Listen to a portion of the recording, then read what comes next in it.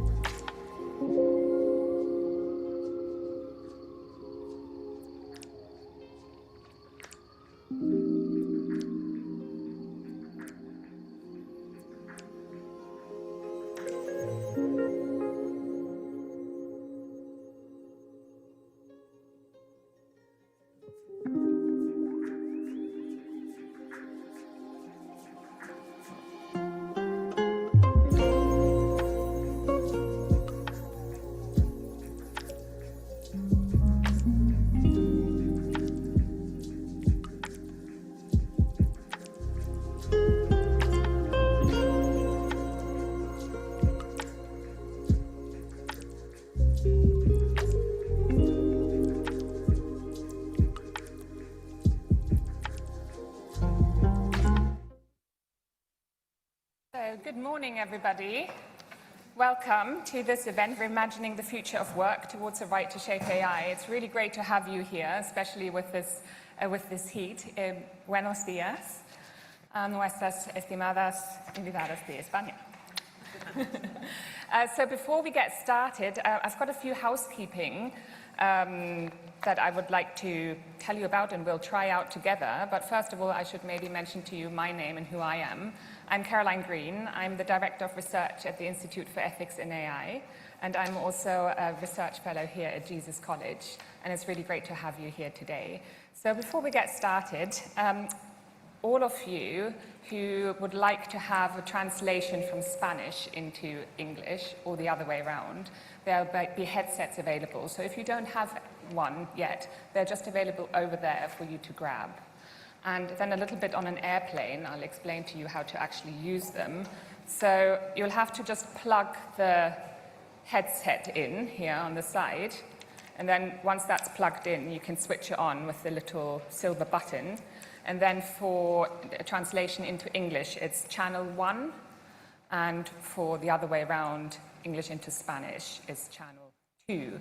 So should we try it out? Yes? Should we all try it out and see if it actually works?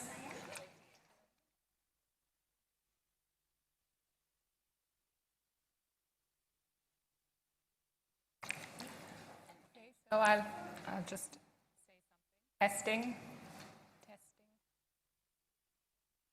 Testing. Is that okay? Yeah, good. Okay. Fabulous, thank you. Then also we have got a booklet for you for this day. So those should be on your seats. If they're not on your seats, we have some available here or also on the side. Please feel free to grab one. So this session in the morning, we don't actually have a break. However, if you need to use the restrooms or if you'd like some water or so, please feel free to go upstairs. There's also a set of doors over there too. So we will kick off the morning with a few welcome remarks.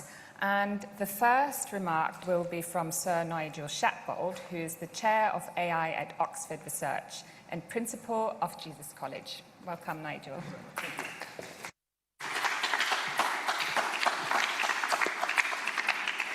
Okay, thank you. Obviously, we've been truncated because of the heat and time, so we're a little bit later starting. I had a few slides. I am just going to set the context. So, as Principal of Jesus College, welcome. It's wonderful to have you here. I know there's been some heat-related attrition, but I suspect many of those people are online, so welcome to those of you online too.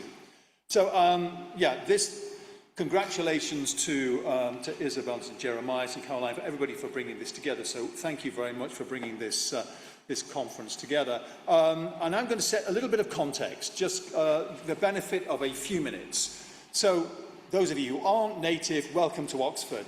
This extraordinary institution has, for over 900 years, nurtured some of the greatest minds and made possible transformative developments in science, medicine and the humanities. And the truth is that at the heart of our university is this federated collegiate structure.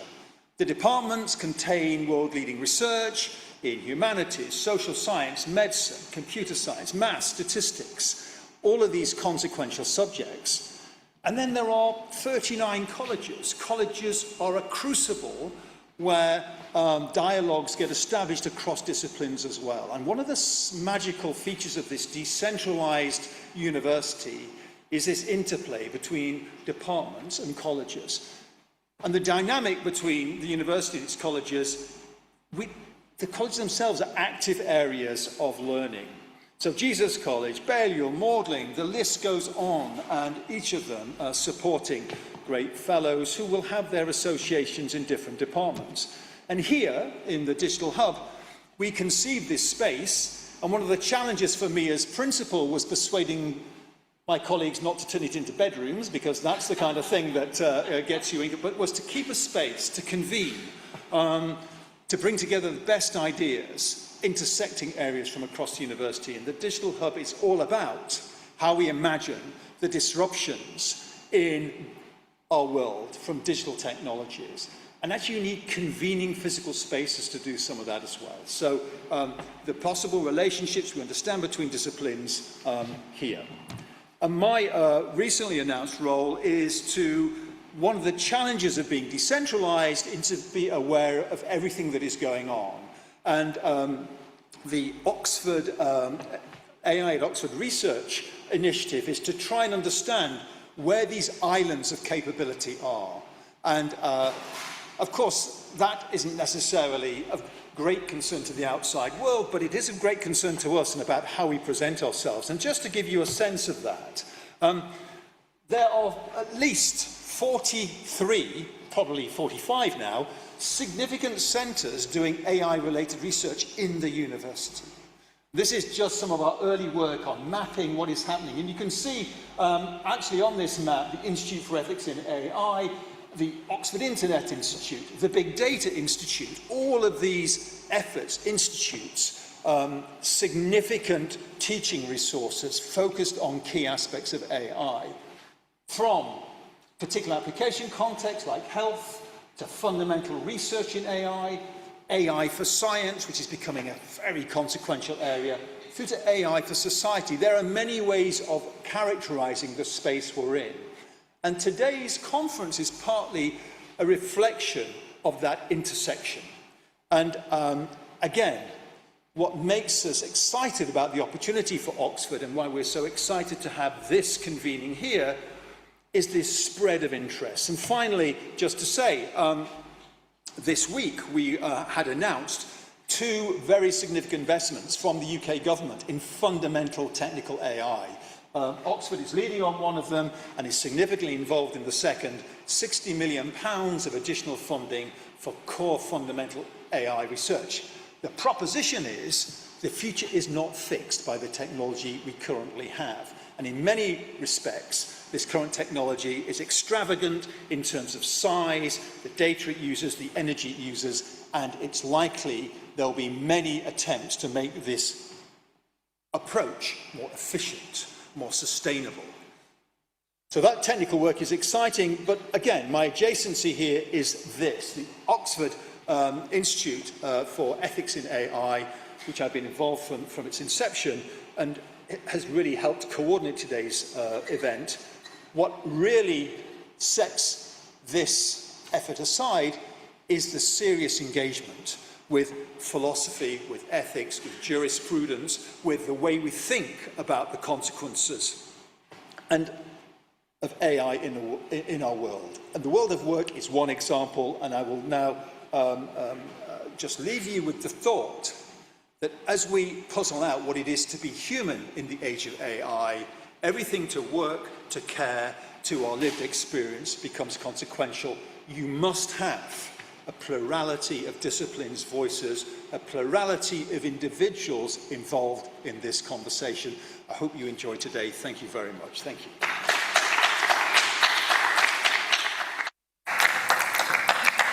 Thank you. Thank you very much, Nigel. Please now welcome Professor Irene Tracy, who's the Vice-Chancellor of the University of Oxford.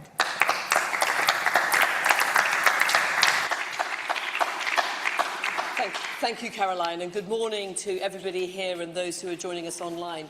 To the Deputy Prime Minister, a very warm, literal welcome to the University of Oxford.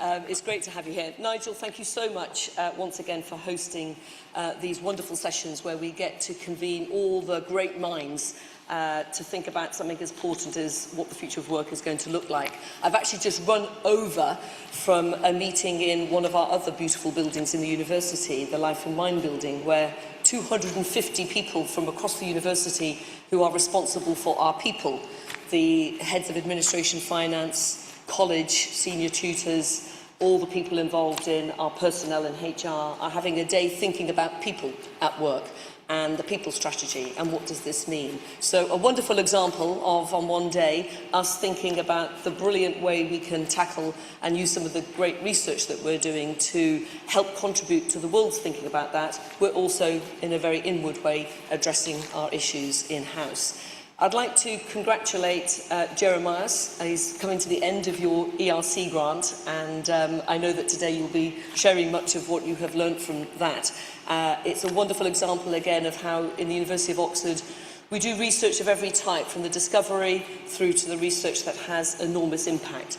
And this is a wonderful example, I think, combined with the vision that you had, Deputy Prime Minister, to create that expert committee in terms of the need now for policy to be informed with good evidence-based, good quality research. This is a great illustration of the type of thing that a research and teaching-intensive university can do. Funded by the European Research Council, for which we are so grateful to be back in and able to get support and work with our colleagues across Europe, and long may that continue and deepen. And to take that and to work, of course, with Professor Isabel Ferreras, who you selected as chair of the expert committee, to make sure that that discovery and that thinking and that research, coming from the richness that we believe we have here in the university, can immediately benefit the thinking into policy and regulation. So I very much look forward to hearing subsequently the outcomes of today.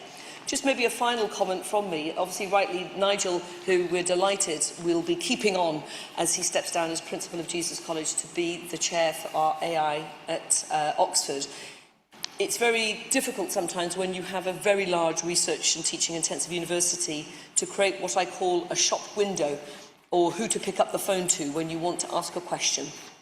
So by having Nigel as that portal and that shop window, we hope that we will better enable, again, the world to have access to the brilliant minds who are thinking about this across our 5 divisions from that research and impact perspective.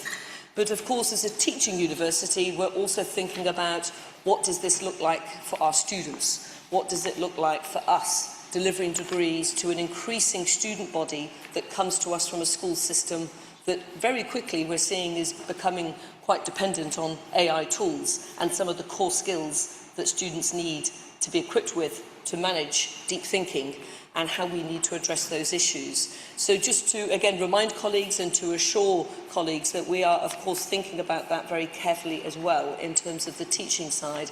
Our education department is leading the AI and education research portfolio in the world, and really thinking about what does AI and education look like. So again, we're playing our part very much in the context of the future of universities, the future of curricula, the future of teaching, and how should and must that look like going forward. Of course, we are blessed in this institution, unusual for most of our peer groups across the world, that we are built on a 900-year model of a tutorial system, where students have the privileged access to some of the great professors and minds in this room, and they are taught in a very interrogative way, a way to think about how to think, how to be critical, how to create good argument, respectful, courteous argument. These are essential skills that we need to still have our young minds develop in order for them to, at the same time, be equipped with how to use the AI tools, but to go out there in the world and be able to still set the problem, analyse the problem, know how to use those tools responsibly, have critical thinking and faculties. So we are doubling down more and more on that teaching model as a more than ever essential model in order to make sure we keep humans in the loop and we keep our humans thinking and we keep them able to, again, shape the future with AI. So best of luck for today. Thank you very much for inviting me to just give these opening remarks. I will have to disappear off and carry on with the day job, but I will stay until the Deputy Prime Minister's speech is over, and then I will rush out. So apologies in advance for leaving. But thank you all very much and good luck. Thank you so much, Vice-Chancellor. Now please welcome Professor John Armour, the Dean of the Faculty of Law here at Oxford. Deputy Prime Minister, Vice-Chancellor, Principal, ladies and gentlemen, it's a huge privilege to say a few words at the outset of this important and impactful event. This conference, as you know, is about the impact of AI in the workplace. Oxford's law faculty is one of the many workplaces adapting to the challenges and opportunities that AI presents. Our mission is research and teaching in law, and I'd like to say a little bit about how we're engaging with AI in these two dimensions as a backdrop for today's discussions. Nigel's told us about the collegiate structure of Oxford and how that enables multidisciplinarity. And our engagement in the law faculty is very multidisciplinary. An example of this is a project that Jeremiah and I were involved in a few years ago that involved colleagues from law, computer science, economics, business and education to look at the ways in which AI can be harnessed in the legal sector. Today, we have a flourishing body of research exploring how laws, regulations and the legal system must adapt to AI's challenges while enabling its opportunities. This includes work on reshaping our rights as humans, originally conceived as safeguards against the actions of other humans as agents for states, now to contexts where safeguards are needed for humans against the growing non-human agency of technology. This work on what we might call digital constitutionalism includes rights over information and to privacy, the implications of algorithmic discrimination, judicial review of algorithmic decisions, the governance of AI in warfare, and as reflected in the iManage programme, and indeed more recently in Pope Leo's encyclical, the necessary guardrails to protect our human dignity in the workplace. We're also examining how key enabling functions of private law, facilitating exchange, the governance of organisations, are being transformed to reduce input from human lawyers, and how liability rules have to evolve to ensure incentives for this deployment to happen responsibly. We've built institutional capacity to support this work through collaboration across the university, including, very importantly, with the Institute for Ethics in AI, and also with the new Centre for Advanced Social Science Methods and Oxford's Institute for Technology and Justice. The other core part of our mission is teaching. Our role here is to prepare our graduates for leadership in a profession that's being profoundly transformed by AI. Building on research insights, my colleague Becca Williams leads a pioneering master's level elective in law and computer science, bringing students together from different disciplines to collaborate in teams to develop practical projects. 5 years of experimentation with this model have informed its development into a new MSc programme in law, governance and AI, which we're putting on jointly with the Department for Politics and International Relations. We learned yesterday that the University's Education Committee has approved the launch of this programme the year after next, which will enable us to provide a coherent and relevant programme to prepare graduates to be leaders in the legal sector of tomorrow. All of this explains why I'm so pleased to be here at the outset of today's programme. The law faculty's experience makes clear how important it is that the important policy proposals being discussed today be translated into laws to foster and protect human agency. Blueprint elements are already incorporated in the EU's Platform Work Directive and the recently adopted ILO standard on decent work in the gig economy, but much more needs to be done. These rules need to be clear enough for humans and for the organisations that employ them to understand them. And the fit between these rules and our existing corpus of laws needs to be rational, coherent and comprehensible. There's a lot of important work to be done, and I'm grateful to everyone involved in today's event for taking this forward. Thank you. Thank you. Thank you very much for these welcome remarks. Before I hand over to our first panel, please allow me to say a few words about the Institute for Ethics in AI, or specifically the Accelerator Fellowship Program, and you see the logos around. So I have the pleasure of leading this program together with Sir Nigel. And at the Institute, as you've heard, we tackle some of the most pressing issues in AI ethics. And our program is designed to build bridges between disciplines in academia, the private sector, policy, and civil society. The program is designed around a fellowship of thought leaders in AI ethics, seasons of events and cross-sector projects, all to create new frameworks, insights, and policy initiatives to drive meaningful change in society and organizations, and importantly also people's homes, all based on really robust academic research rooted in philosophical inquiry. So there's really no question that the future of work and the rights of workers in the age of AI is one of the most pressing topics in AI ethics. And therefore, I'm really pleased that this event today is part of the Accelerator Fellowship Program, with the view to build a closer working relationship with the work of the two co-conveners today, who have worked so incredibly hard to put this event together in the past few weeks. So I have the big pleasure to introduce the two people whose work is at the core of today's conference, Professor Isabel Ferreras and Professor Jeremiah Adams-Prassel, and we've already heard a little bit about your work. But to just tell you a little bit more about their backgrounds and careers. So Isabel is the FNRS Research Director, Professor Extraordinaire at the University of Louvain, Senior Research Associate at the Center for Labor and the Just Economy at Harvard Law School, Distinguished Research Fellow at our institute here for Ethics in AI, member of the Belgian Royal Academy and past president of the Belgian Royal Academy of Sciences. And she's also the co-founder of the www.democratizingwork.org initiative, so anyone can look that up online. Jeremiah is Professor of Law and Associate Dean for Research at the Faculty of Law here at the University of Oxford, a Fellow of Magdalen College and a Senior Research Associate of the Institute for Ethics in AI. He read law at Oxford, Paris, and Harvard Law School, and holds an honorary doctorate in law from Lund University. Jeremiah's research focuses on technology, innovation, policy, and the future of work in the European Union and beyond. And he's supported by grants and prizes, including an ERC starting grant and various other prizes and awards. So it's really great to have you, and congratulations for putting this together. Before I hand over to our moderator, Sam, this morning, I would just like to say for those of you online, welcome too. We've got a Zoom link for around 300 people, and they will actually be able to get a live translation as well from Spanish into English. Those who, if we've got more online, there'll be a live streaming on YouTube, but I don't think those people will get the live translation. So maybe AI can help in that regard. So I would like, oh great, okay, good. You should also be getting a live translation.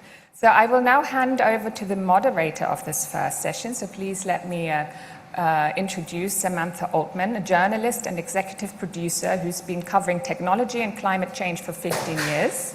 She's Bloomberg News editor of AI and VC coverage, and before that she was The Guardian's editor of AI and the Future of Work. Samantha has led award-winning teams at Vox, Record, and BuzzFeed News that steadily broke major news from inside some of the world's most powerful and secretive companies. So it's really great to have Sam with us this morning. Here you are, and now I'll hand over the floor to you. Come.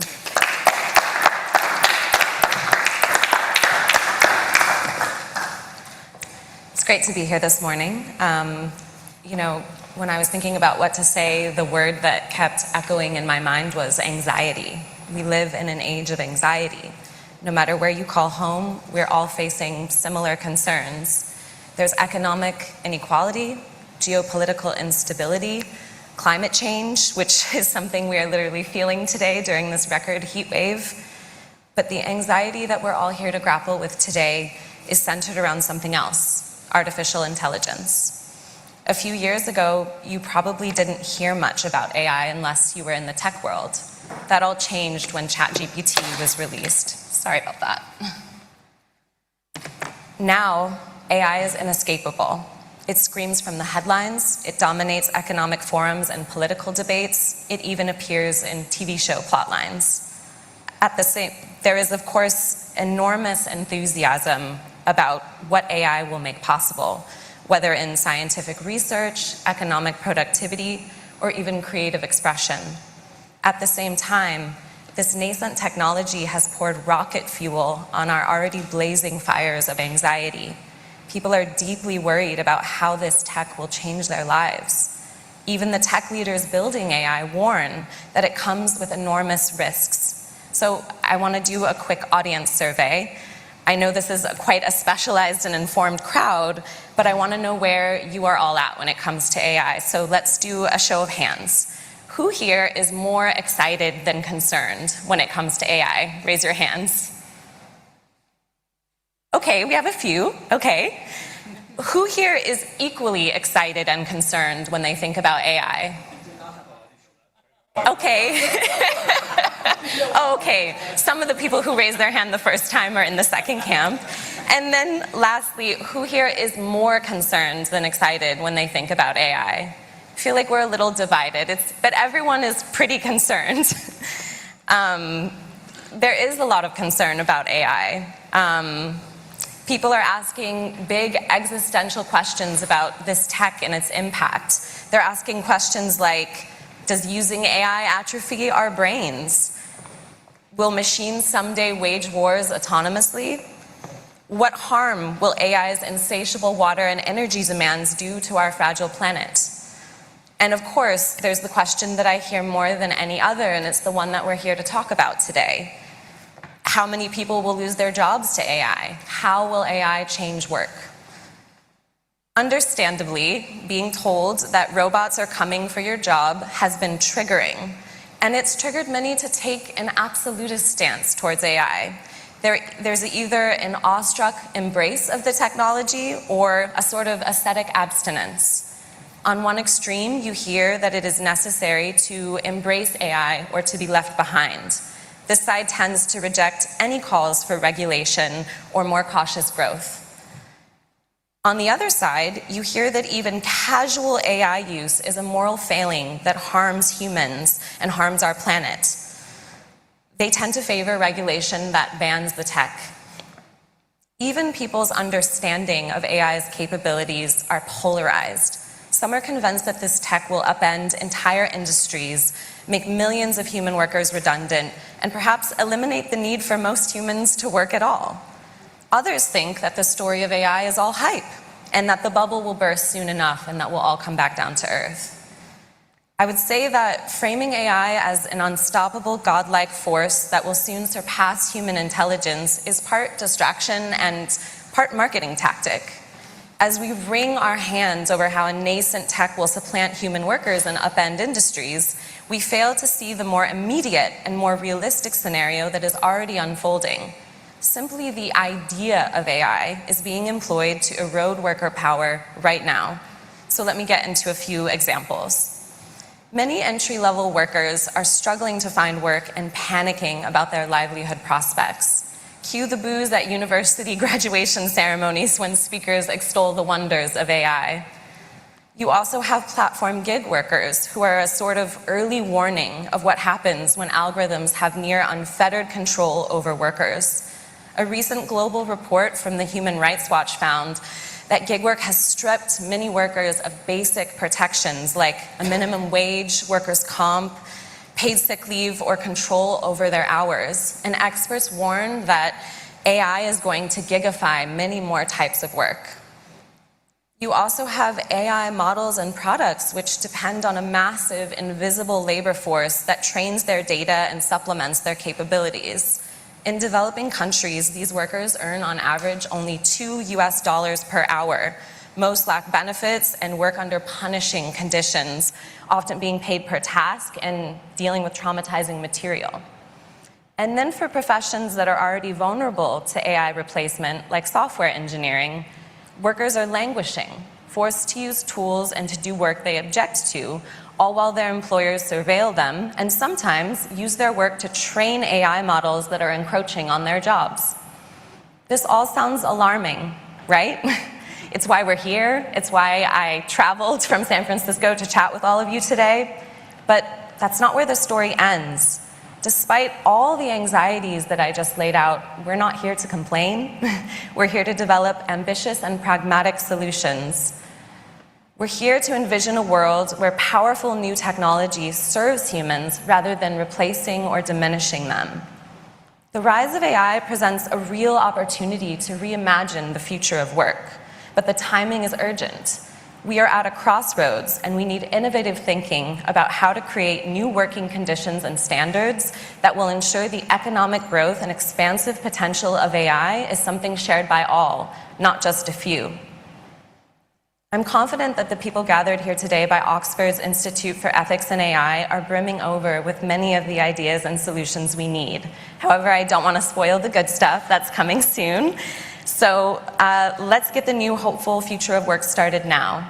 On that note, I would like to introduce the next speaker, Yolanda Diaz. She is the second Deputy Prime Minister of the Government of Spain and Minister of Labor and Social Economy of the Government of Spain.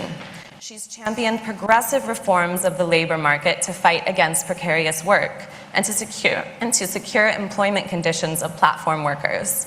In 2025, Yolanda appointed an international high-level expert committee on democracy at work, of which Isabel and Jeremias were a part, to get expert advice on how to deploy the Article 129.2 of the Spanish Constitution. So on that note, Yolanda, welcome.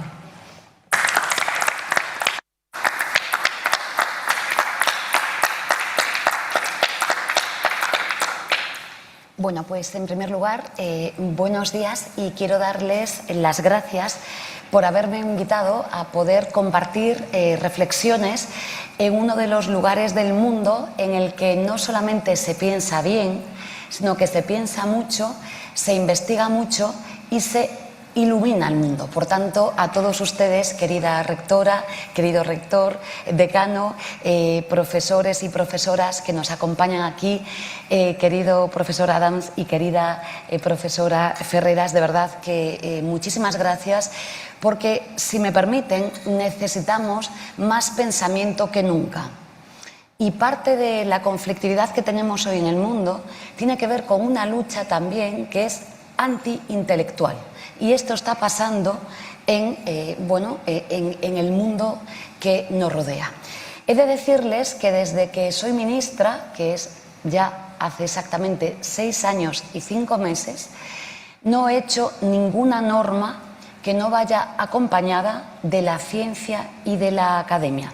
Desde la primera decisión que he tomado, que fue subir y subir mucho el salario mínimo, hasta la última de ella, que fue la Ley de Prevención de Riesgos Laborales, acomodada a la realidad climática, al feminismo y a la nueva política de empleo de los retos del siglo XXI, entre ellos la inteligencia artificial, todas esas normas, y ya son muchas, fueron tomadas de la mano de la academia y con un elenco de profesores y profesoras, como en esta ocasión han sido los que coordinan parte del trabajo que hemos hecho. Por tanto, creo que la ciencia tiene que estar a disposición de las decisiones de políticas públicas.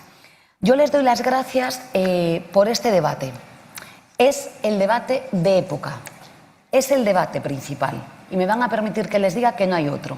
Nos decía ahora la moderadora que hay una disputa entre, digamos, las filias y las fobias acerca de la tecnología, la inteligencia artificial o los algoritmos.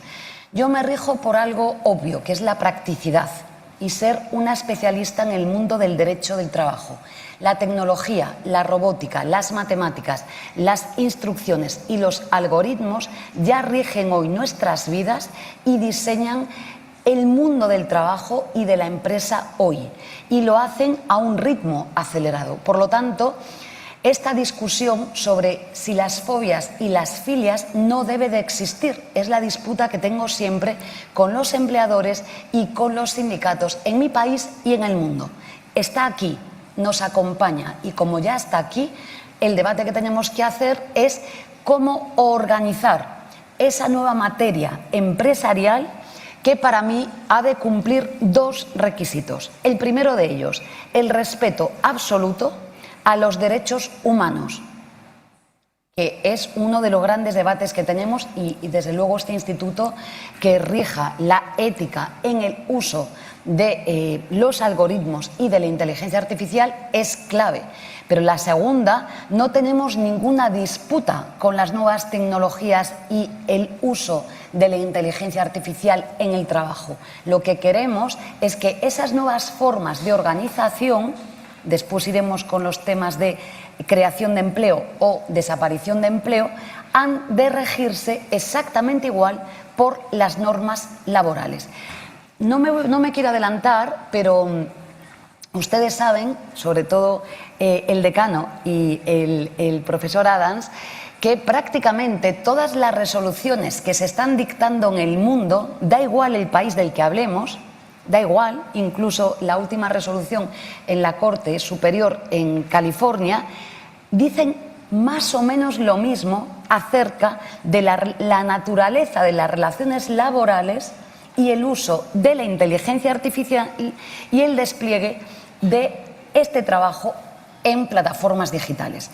Podríamos elegir muchísimas jurisdicciones diferentes, la de mi país también, las italianas, la del Reino Unido, la de los países nórdicos, la de California, y prácticamente todos nos dicen algo, que esencialmente es: la naturaleza jurídica de la relación laboral no se elige, y como no es elegible, si se dan una serie de requisitos que vislumbran que hay dependencia, que hay ajenidad, es decir, que la persona trabajadora, da igual que lo haga en una bicicleta o que lo haga en un vehículo a motor o que lo haga como yo en un despacho de abogados, si no tiene libertad de decisión sobre su jornada, su precio, su desarrollo contractual, obviamente esto es una relación laboral. Digo esto porque parte de la disputa que tenemos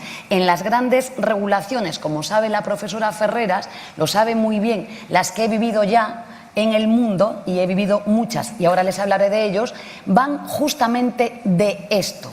Y estamos sufriendo todos los países en el mundo, más allá de la informalidad, que es muy fuerte en el conjunto del mundo, en muchos continentes, más allá de la informalidad, pues la primera disputa está en si esto es una relación laboral o el fenómeno, como les decía, de los denominados y conocidos como falsos autónomos. Una autónoma soy yo, que en mi despacho decido al cliente al que represento, decido el precio, decido cuántas horas le dedico y decido muchos más elementos de la relación laboral. Por tanto, este es el debate, me van a permitir, de época. Muchas veces se contrapone el debate sobre la inteligencia artificial y los algoritmos a la emergencia climática. Y permítanme que les diga que no es lo mismo. Y que además la inteligencia artificial, como hacen ambos informes del profesor Adams y de la profesora Ferreras, confluyen en lo mismo, que es una vía democrática. La emergencia climática no la podemos disputar, pero el uso acelerado de robótica y de inteligencia artificial mediante algoritmos tiene un impacto climático sin precedentes. La reproducción con inteligencia generativa, con clics, con bytes y demás, propicia, como saben, consumos de agua superlativos que ponen en riesgo también el planeta y, por tanto, ambos aspectos tienen que caminar de la mano. Ahora bien, el uso de la inteligencia artificial lo puede destruir absolutamente todo, o si ponemos, como hacen ustedes, la inteligencia humana al servicio del bien común, lo pueden cambiar absolutamente todo. Fíjense, yo voy a citar la encíclica del Papa León XIV y la voy a citar porque tiene una metáfora que es maravillosa. Él contrapone la Torre de Babel a Jerusalén. Bien, yo les voy a hacer una afirmación rotunda y por eso les doy las gracias, y es que Como dice el Papa en su encíclica, podemos optar en un mundo de disputa democrática y de gobernanza laboral sobre los algoritmos y de la democracia y la necesidad de que los trabajadores y trabajadoras estén formados, los sindicatos, no paro de decirlo, formados, especializados en esta tarea para que, como dice el informe del profesor Adams, no rompamos el desequilibrio en la cadena de negociación colectiva. Y esto es clave, uno no puede negociar si no tiene formación específica sobre el valor del trabajo hoy, que son nuestros datos. Y si los trabajadores y las trabajadoras y sus representantes colectivos no están formados en esta materia, no van a poder disputar con los empleadores efectivamente un lugar en el que se decide hoy absolutamente todo. Desde la economía, la teoría del valor está hoy transmutada absolutamente por una producción extraordinaria que son nuestros datos, que además ustedes en la academia los producen sin cesar, no tienen, y en el mundo del periodismo, en la creación en general, no tienen ningún control sobre los mismos, pero ustedes reproducen y retroalimentan riquezas absolutas en unos tecnoligarcas muy pocos, muy pequeños y no controlados por nadie. Por tanto, para este debate, para negociar, hay que tener formación y sentarse en una mesa. Esto es lo que hago en mi país permanentemente, negociando, pero sabiendo lo que hacemos. Pero vuelvo al Papa. El Papa nos dice que hay una opción, el camino de Babel, que es ascender a una torre en una dirección solo, con un poder grande, ¿no? O bien ir a una Jerusalén que está destruida, pero que podemos construir democráticamente en común. Yo creo que lo que los dos informes acompañan aquí es esto tan maravilloso, es que apostamos por un Jerusalén que tenemos el deber democrático como sociedad contemporánea de controlar, de estudiar. Y yo voy a hacer una apuesta firme y fuerte por la regulación del mismo. Les digo más, la propuesta de desregular que defiende hoy la administración norteamericana y que está defendiendo por la pasiva la Comisión Europea es una auténtica propuesta política, la más peligrosa. En esta propuesta solo ganan unos. Pero les digo más, y cito al Papa en la encíclica, en su párrafo 108. Leo literalmente: la propiedad de los datos no puede confiarse solo al sector privado, sino que debe regularse. Son fruto, esos datos, dice él, del aporte de muchos y no pueden ser vendidos o confiados a unos pocos. Esto lo dice el Papa León XIV. Bien, yo vengo aquí a hacer una propuesta firme. No le tenemos miedo a los datos, al revés. Cuando yo empecé mi ejercicio profesional estaba rodeada de grandes tomos y dedicaba muchísimas horas a investigar y a preparar el fondo de los asuntos de mis litigios. Hoy esto, gracias a la inteligencia artificial, igual que ustedes, claro que podemos favorecernos de la misma. Pero sí que voy a hacer una apuesta firme por la regularización del uso de los datos y, como propone democráticamente la profesora Ferreras y la propuesta que hacen el profesor Adams, justamente regular los aspectos que tienen que ver, como decía ahora mismo la moderadora, con la relación laboral. Hoy, la entrada en el mercado de trabajo, es decir, los procesos de selección, la permanencia en el mismo, las modificaciones de las condiciones de trabajo, la salida del mercado de trabajo, los ascensos, las salidas, las pensiones, todo se hace a través de la inteligencia artificial y de los algoritmos. Por lo tanto, todo esto tenemos que regularlo. Tenemos que regularlo claramente, como hicimos siempre en las facultades de Derecho y en el mundo del trabajo actual, con un montón de normas. España fue pionera, como saben, en la regulación de la ley Rider, una vez que cayó la norma californiana. Hemos hecho algo que fue maravilloso, que fue decirle a los representantes de los trabajadores, obviamente, no en cuanto a la parte del derecho mercantil, sino que toda la información que tenga que ver con el ámbito de la relación laboral de los trabajadores y trabajadoras tiene que ser transparente y accesible a los sindicatos para que puedan defender a los trabajadores y a las trabajadoras. Pero permítanme, el impacto de género, el sesgo que tiene, no tengo tiempo por dar datos, pero podría darles, me gustaría que después compartamos datos, el sesgo que tiene en las relaciones laborales el uso de los algoritmos y el mundo del trabajo. Pero les digo más. En mi ministerio hemos desarrollado un algoritmo al que amamos, que le llamamos Max, que actúa en la inspección de trabajo. Y este algoritmo Max, que tardamos mucho en elaborar, efectivamente ahora digamos que lo hemos puesto al bien común y hace un servicio comunitario democrático que es muy positivo para la gente trabajadora.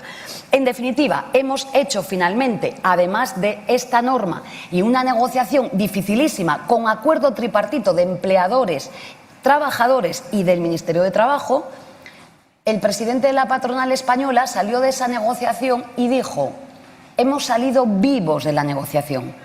Les digo vivos porque ustedes comprenderán de qué les hablo. Ya he negociado muchas cosas en mi vida, como sale la profesora Ferreras, y vivos es porque el poder inmenso de unas pocas manos que concentran el poder del uso de esta tecnología es brutal.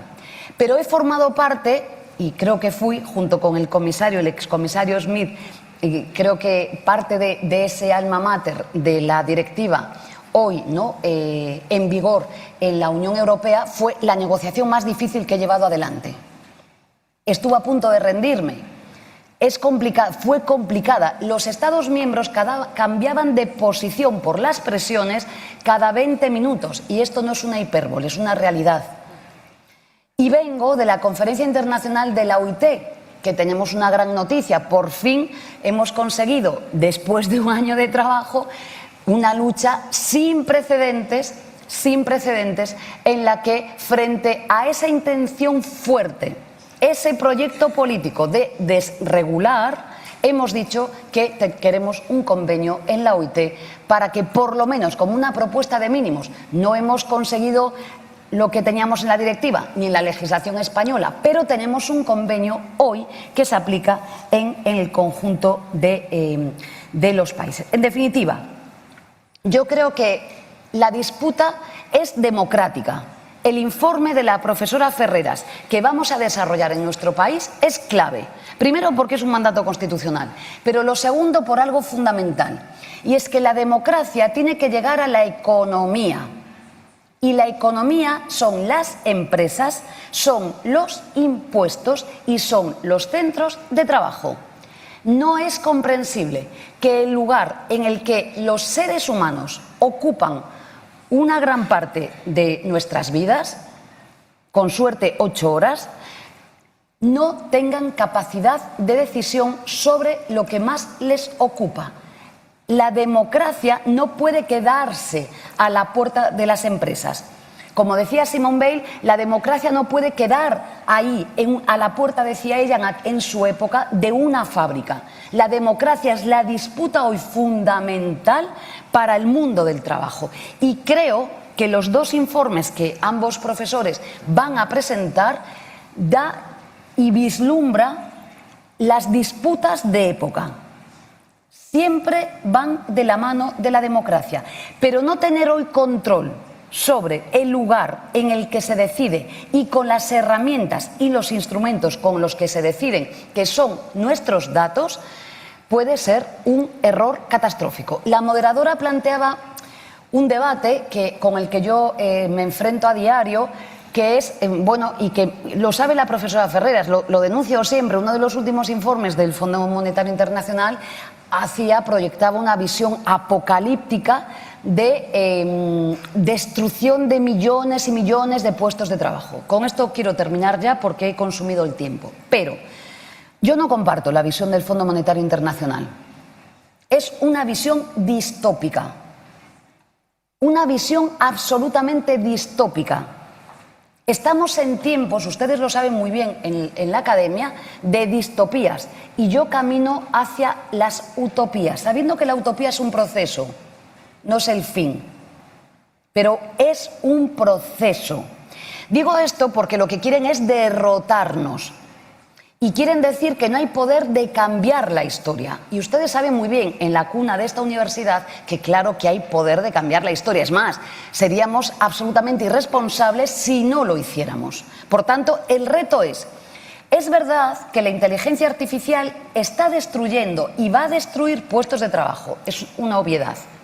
Pero es verdad que también queremos la inteligencia artificial para destruir puestos de trabajo, como sabe seguramente mejor que yo el decano de la Facultad de Derecho, que hoy son profundamente lesivos, que enferman a la población trabajadora, que son contaminantes y que generan daños. Por tanto, claro que queremos esto. Y claro que queremos que la inteligencia artificial, como ya está pasando en el mundo, esté auxiliando a la ciencia médica.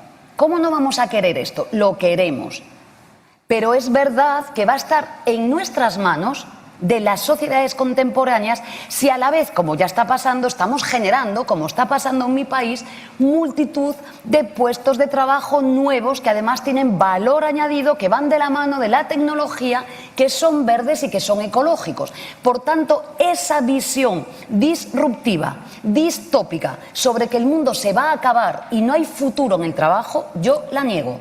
Y es más, le digo a los agentes sociales, empleadores y trabajadores, está en nuestras manos. De hecho, está siendo así ya.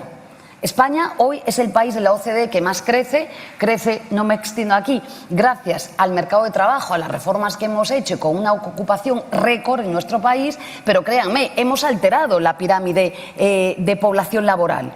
Ahora los puestos de trabajo que más estamos creando son justamente los tecnológicos y los que generan valor añadido. En definitiva, yo les doy las gracias. Creo que este es el debate al que nos debemos, y sí que creo que para que no exista, como dice el profesor Adams, con esas 8 propuestas que él y su equipo realizan, asimetrías en la negociación colectiva, creo que esto es clave. Y permítanme, como saben, y aquí termino con la voluntad y la propuesta política de no regular, y los que venimos del derecho ya sabemos a dónde nos conduce esto, ¿no? Pero fíjense, dentro de 38 días, el 2 de agosto, va a entrar en vigor el reglamento sobre inteligencia artificial. Y como saben ustedes, permítanme la ironía, casualmente, la parte que define muy bien el informe del profesor Adams, que tiene que ver con los riesgos altos vinculados a las relaciones laborales, todo lo que hemos estado aquí hablando y la moderadora antes, casualmente lo posponen para 16 meses después. Pero atención, no dicen cuando transcurran 16 meses los Estados miembros tienen la obligación de regular. No, dicen, durante estos 16 meses, las normas, lo que vaya haciendo cada empresa, eso, y cada país con esto se queda. Ustedes se dan cuenta de la gravedad de lo que tenemos en nuestras manos. Y por tanto, yo tengo claro, e iré el lunes a Luxemburgo a uno de los EBSCOs, obviamente lo que va a defender mi país. Es una estrategia deliberada para darle todo el poder a muy pocas tecnológicas que hoy gobiernan el mundo, tienen más poder económico que muchos estados en el mundo y, desde luego, concentran poder en términos capitalistas de manera profundamente cuestionable y, desde luego, no reparten la riqueza. En este sentido, insisto, gracias por esta invitación. El debate es de época. Yo creo que Beveridge ya pues hace muchos años diseñó, ¿no?, y pensó qué es lo que teníamos que hacer en aquella época para dar una salida, ¿no?, a una crisis de época. Hoy vivimos en una crisis de época sin precedentes, una policrisis que es, por supuesto, económica, que es climática, que es democrática, sin precedentes, de quiebra del multilateralismo, y el reto ahora sí que está en sus manos. Nada más y muchas gracias. Gracias a vosotros.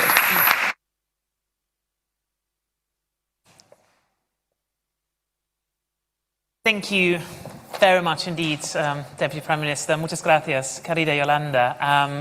It's incredible to hear you speak to us today because you've been one of the key voices, I think, in turning around a tide. I think back to 10, 15 years ago when we started debating the rise of the gig economy and the sort of influx of what was then sold to us as this new world of work and this novel way of organizing labor relations. I think there was a sense of, oh my God, what are we going to do about it? And I think often a lot of the debates about the future of work are actually designed to have a flavor of tech determinism. I think they're designed to have this sense of inevitability, the future of work, and a sense linked to that we have no agency. That certainly as citizens, as governments, as regulators, this is something that's happening and you better get on board and you've got no other choice. And it's incredible to hear you and to see the work you've done to make it very clear that that's not the case. That we have choice, that we have voice, and that we have agency. And that, in a sense, ties in very neatly with the work we've been doing as part of the iManage project here. Because one of the core challenges we've been thinking about is what the rise of algorithmic management does to agency. And that's the core of the proposals that I'll want to talk about today. I should also make it very clear right at the outset that it's not just my work I'm talking about, but perhaps the biggest joy of doing this project has actually been the team who I've been working with, and nearly all of whom are here today, and it's great to see you all back. Thank you so much for coming, and thank you, everyone, for the work we've been doing together. What we set out to do 5 years ago was to think about what AI is doing to the future of work. But we are not interested in robots coming for workers' jobs. We're interested in what happens when AI comes for management jobs. When I tell people that I do this kind of work, often the initial response is, brilliant, excellent, I don't like my boss. It'd be super if she loses her job to AI.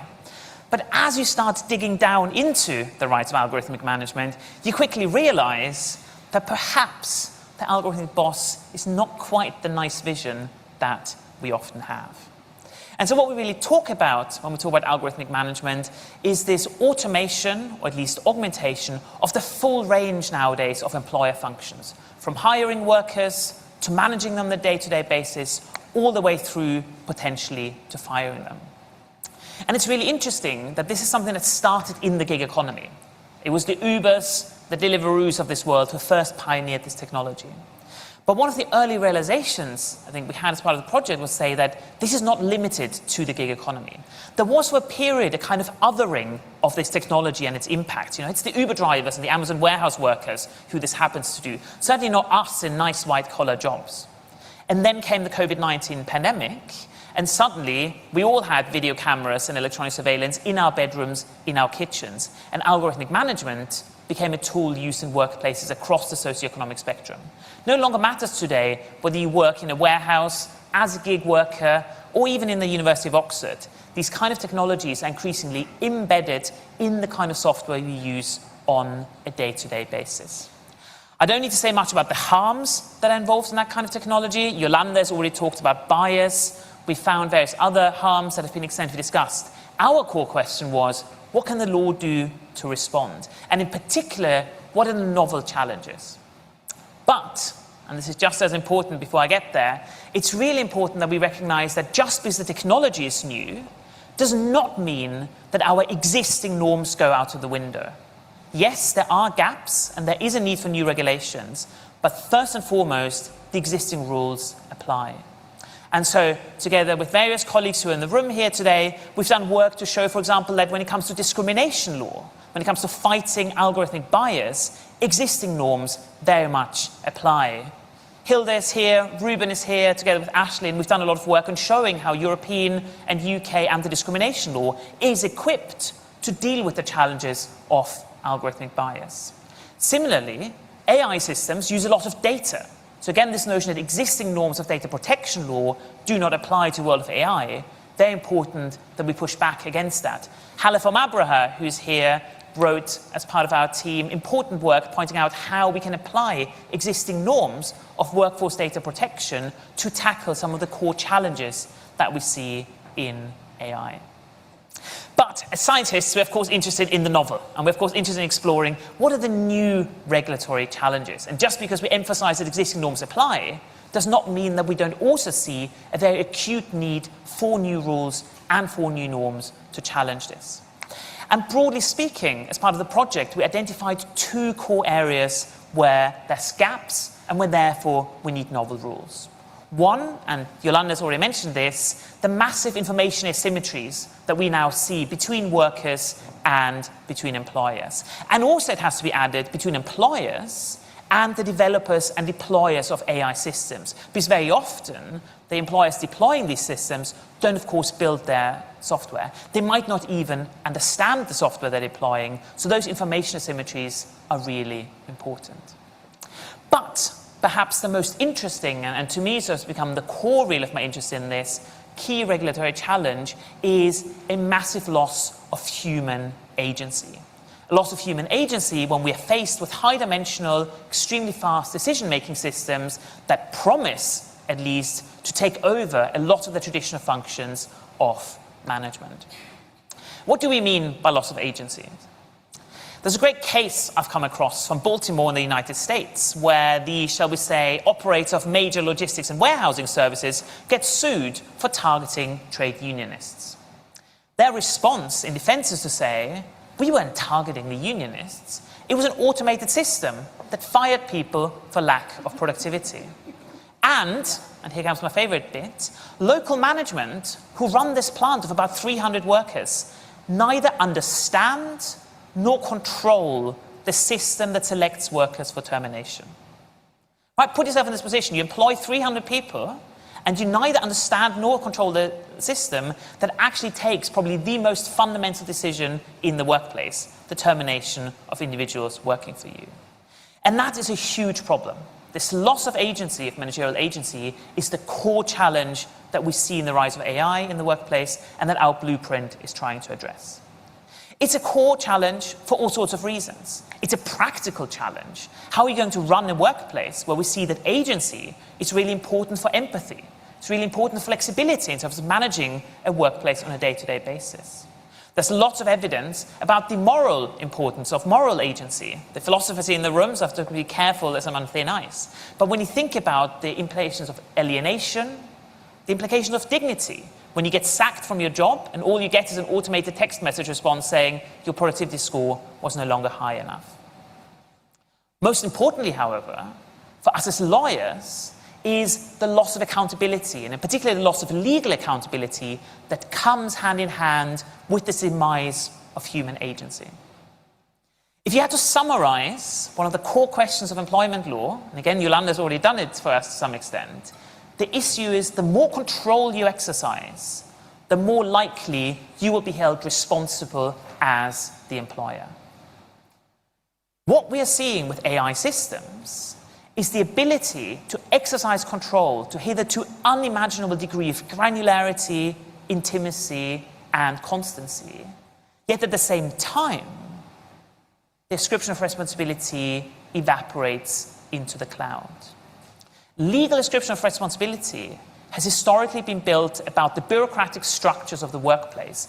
That is why the boss is actually legally a really important, really useful tool. That is how we ascribe responsibility, impose obligations in return for subordination in the workplace.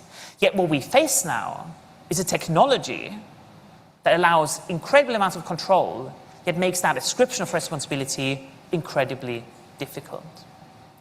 And so really what's at the core of our blueprint is thinking about different ways in which the law can restore human agency. You might say, well, we've got a legal answer. The legal answer historically was to say, let's have the human in the loop. Article 22 of the GDPR gives everyone the right not to be subject to a fully automated decision. I've got bad news for all the UK citizens in the room. We've just repealed Article 22 of the GDPR a few months ago. In any event, however, one of the things that our work has shown is that this right to human decision is no longer enough, and in fact might actually misguide us when it comes to the protection of human agency. So at the core of our work has been to suggest alternatives for moving beyond this emphasis on the human in the loop and think about alternative ways in which we can go from a human decision to human agency. And so rather than having the human in the loop, the policy proposals developed really try to think about where the alternative positions for the humans around the loop. So for example, we've got a set of proposals calling for humans before the loop. That is, various policy options that involve workers and their representatives in shaping the delivery and the deployment of the AI system. I'm not so concerned about the decision being automated in and of itself. What I'm concerned about is that the system, the context in which that decision is taken, is set up properly, taking into account my voice. We call for humans above the loop, impact assessments looking globally at the implications of AI. One of the problems with the human in the loop that it focuses very much on the individual decision, when actually each individual decision might be much less problematic than the combined global impact of lots of decisions taken jointly. Focusing just on having the human in the loop is not going to solve that problem. Having regular impact assessments, looking at the implication of technology for the workforce, say on an annual basis, broken down by protected characteristic statistics, that is the way in which we're going to understand the implications and the impact of AI systems. And just as important, we also call for an increased role for humans after the loop. Once more, there are lots of decisions that can be taken about me that have a positive impact on me, that perhaps I don't care whether they've been taken in an automated way or not. But when I do care, we need to have a clear channel for contestation that involves finding out about the details how the decision was taken, finding out ways of possibly rectifying the decision, providing information that I can give to improve the decision, and if necessary, to have the decision changed or even annulled. At the core of that thinking is not to say that the human in the loop is completely irrelevant. But what we call for instead is a focus of the human in the loop, to say, let's pick out certain decisions, such as notably termination, and emphasize that they have to be always subject to a human involvement. But beyond that, let's take our energies and focus them on alternative places. The human before the loop, setting the scene, the human after the loop, ensuring review, and the human above the loop, making sure that we monitor the impact and understand the systemic implications of AI systems. I think I'm nearly very much out of time, and our next speaker is due to come on in just 1 minute. So I will leave you to the blueprint and the details you find there. I think the key takeaway is that we're not in principle scared of the deployment of AI in the workplace.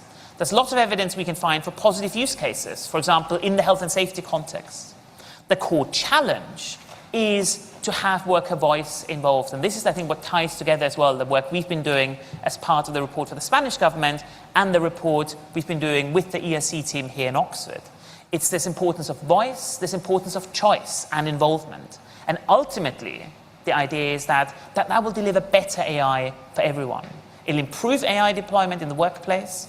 It'll make sure that we don't see the violations of fundamental rights that we've noticed in some of the most extreme cases of deployment. And crucially, it'll open up that, frankly, quite exciting space of moving from just focusing on the human decision to thinking about what the law can do to foster, to protect, to reinvent how we think about human agency. Thank you.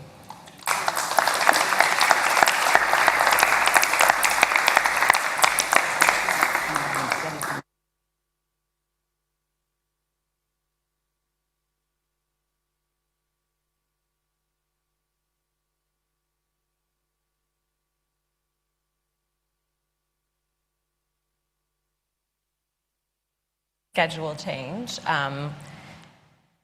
We have, speaking to us today, I'm sorry, let me pull up my introduction.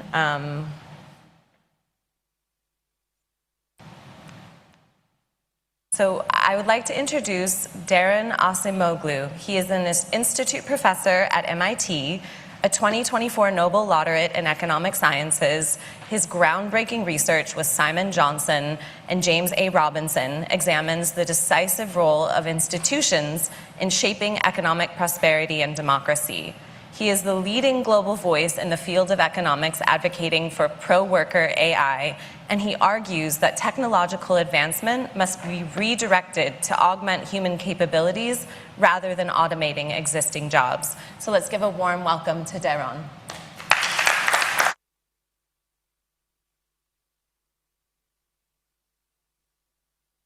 Yes. Hi, everybody. I hope you can hear me. Fantastic. Thank you so much for giving me this opportunity to address this exciting conference, and apologies that I cannot be there in person. I had to fly around the world for other obligations that I had gotten myself into.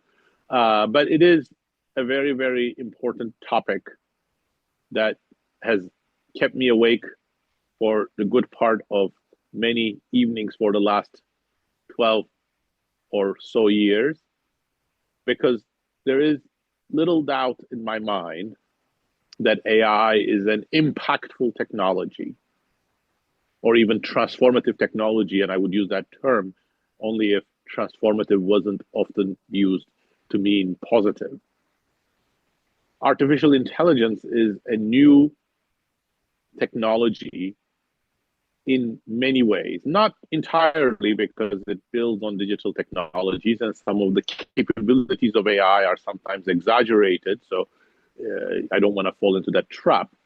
But artificial intelligence as a broad suite of technologies quite significantly expands what machines can do, and very importantly, it also has the potential, not reality necessarily, but the potential to expand what humans do. What I have argued for quite a while is that we should, and we could, if we chose to, strive for pro-worker AI. By pro-worker AI, I mean, almost tautologically by the word of pro-worker, I mean technologies that help workers, in particular that expand workers' contribution to a little deeper, that is only feasible if technologies, together with the human capital, skills, and expertise of workers, expand what they can do. This isn't new.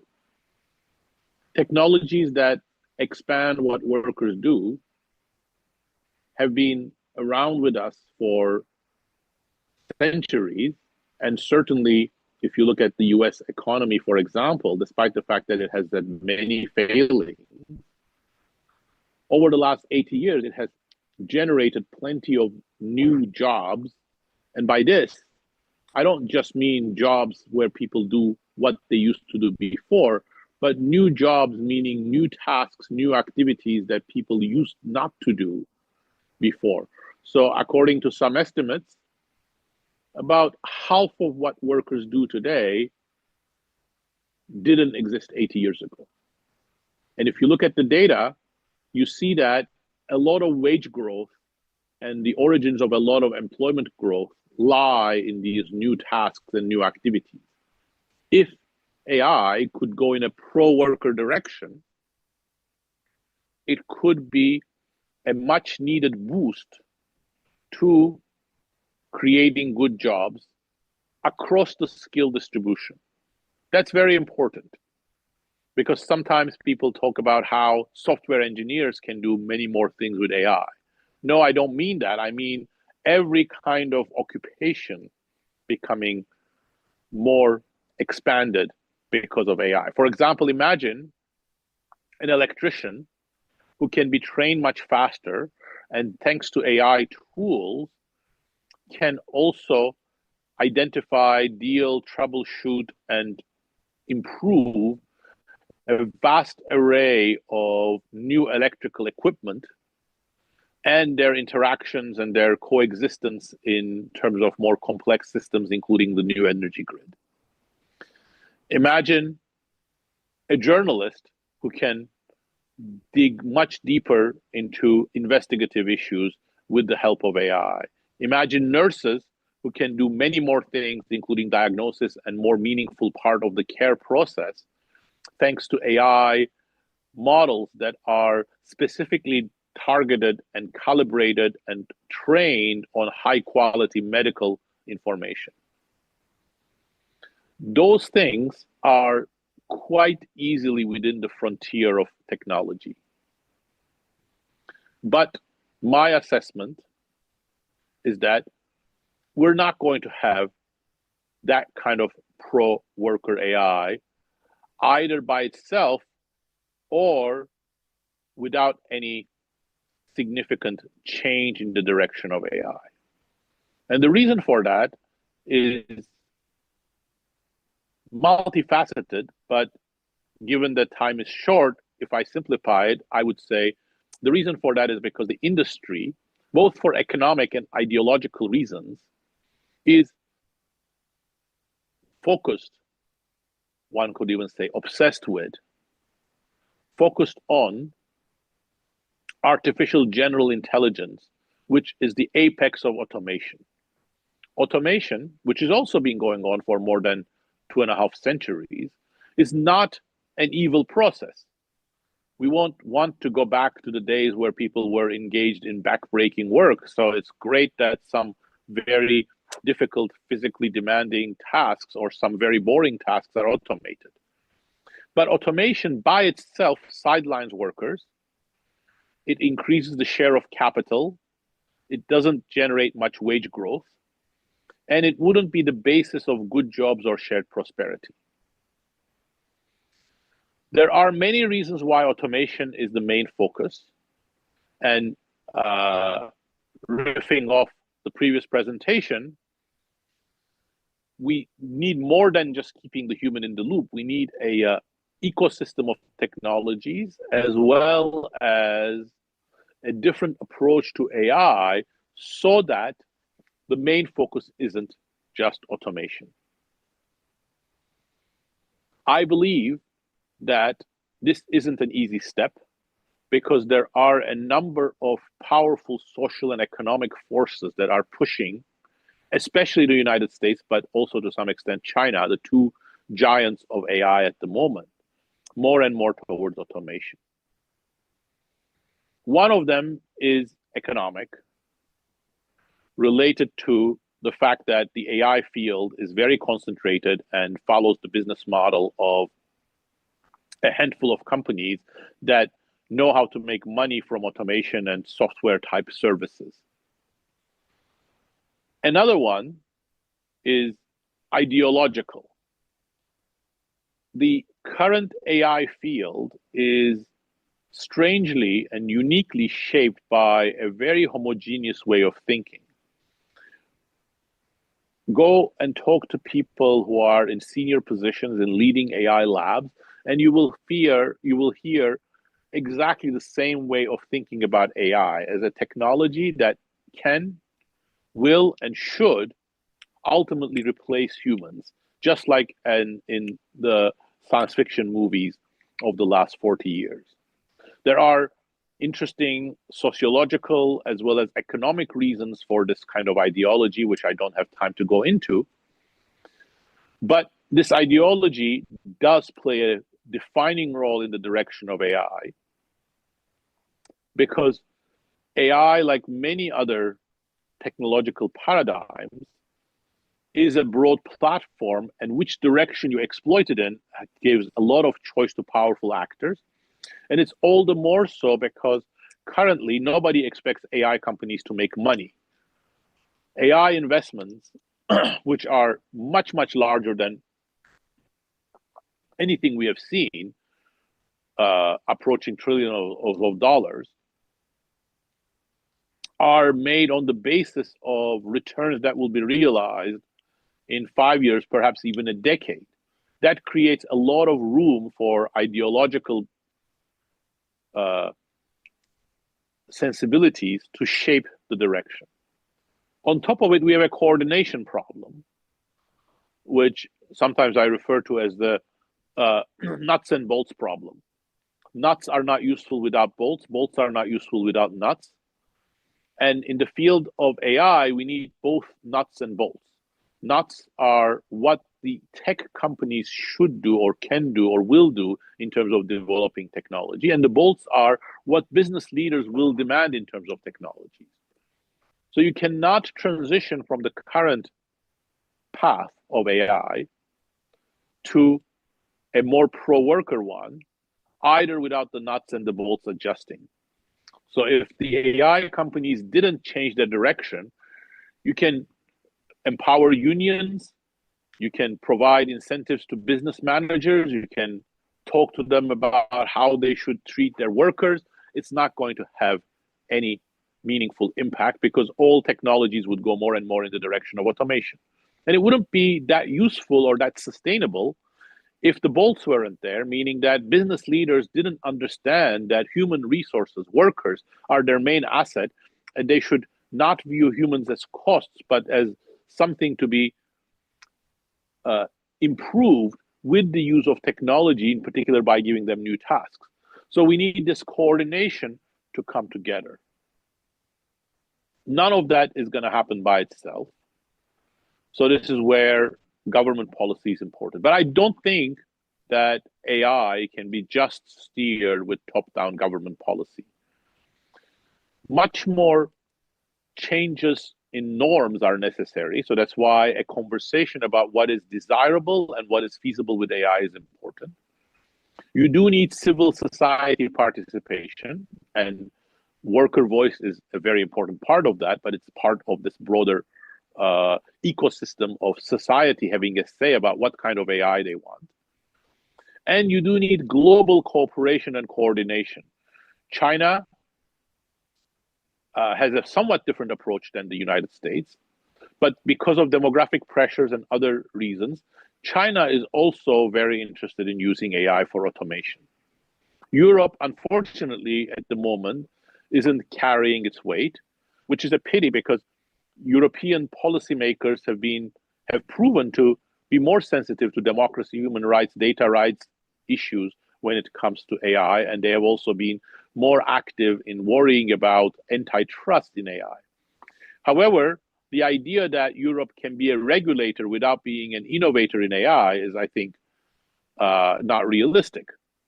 So Europe can only play a meaningful role in AI if it is also a player in terms of being at the frontier of AI. But most importantly, I think we need the public conversation to change. And I see some hope in there because attitudes, especially in the media, which was AI's biggest cheerleader for the last decade, these attitudes have started changing. If you look at the United States, you see a lot of concerns, especially among the young. And the conversation and some of the policy initiatives in Europe are also adding additional impetus. But we need many things to go right. And I think they really must go right, because if we don't do a course correction in terms of AI, I am very worried that we're going to have a variety of very damaging consequences. The most important one, as far as I'm concerned, is that shared prosperity would be completely destroyed. Not that we have much of it at the moment anyway, but any hope of shared prosperity would be destroyed. Humans would be sidelined. I think democracy wouldn't survive if there is really a class AI and a group of engineers who are empowered by AI, but everybody else is sidelined. But even worse, this would be symbiotic with people's cognition becoming weakened because AI could disrupt education systems and communication structures. So all of that is potentially dangerous, and none of it is inevitable. I do not accept the view, and I don't think there is any evidence that AI by its nature is authoritarian. I also don't accept the view that AI is by its nature an automation technology. I don't think there is any reason to think that AI will always be something that discourages people from learning better, which is what the evidence that we're seeing from schools at the moment is. I think in all of these, we need a course correction or a redirection of AI, and none of that would be feasible without meaningful civil society participation at the global level. Thank you very much for giving me this opportunity to talk to you, and sorry again that I couldn't be there.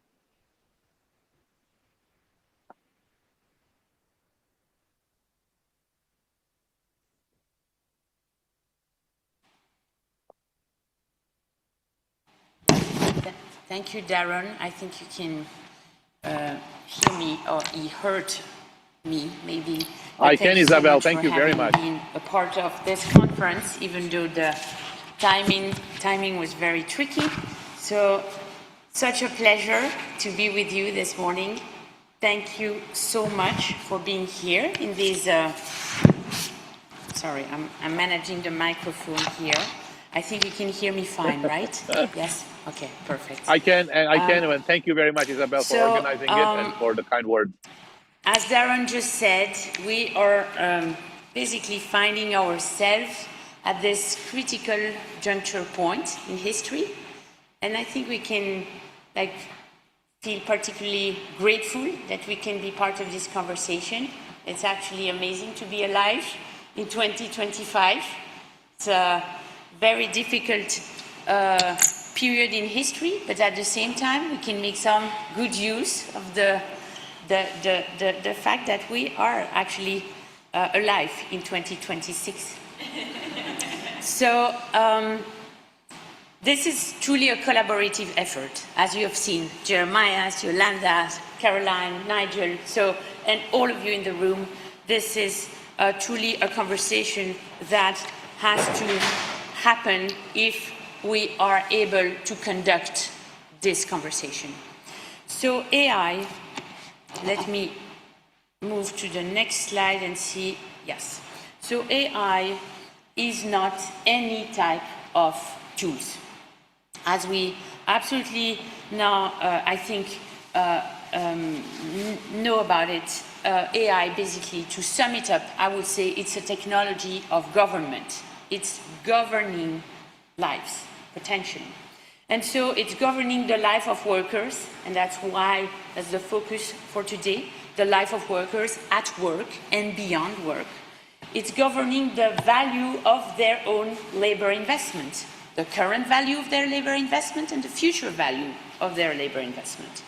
It's obviously potentially governing the future of our social arrangements, of your own social networks, and the viability altogether of the democratic project and of the sustainability of our economic model.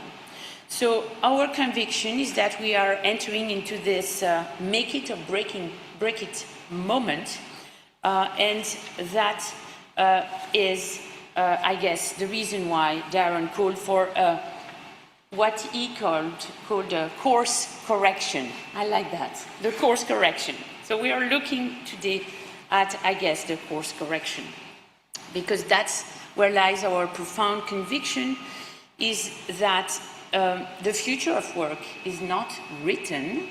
It is absolutely open for the better or for worse, but indeed it will depend on the right arrangement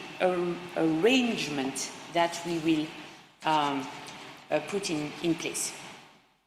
So today I am here thanks to the political leadership of one government, the government of Spain, but in particular of one woman, Yolanda Díaz, who sought this expert advice on democracy at work, to get expert advice on this more hopeful path. This is our expert group in which we served Jeremiah and myself as chair. Together, we were tasked to study this national commitment that Spain has in its constitution. This is the Article 129.2 of the Spanish Constitution, which is becoming now the most world-famous article of the Spanish Constitution, because we're endlessly talking about it. The public authorities shall effectively promote the various forms of participation in the firm and shall encourage, through appropriate legislation, cooperative businesses. They shall also establish the means to facilitate workers' access to ownership of the means of production. While this looks like a national commitment, actually it speaks to two universal promises.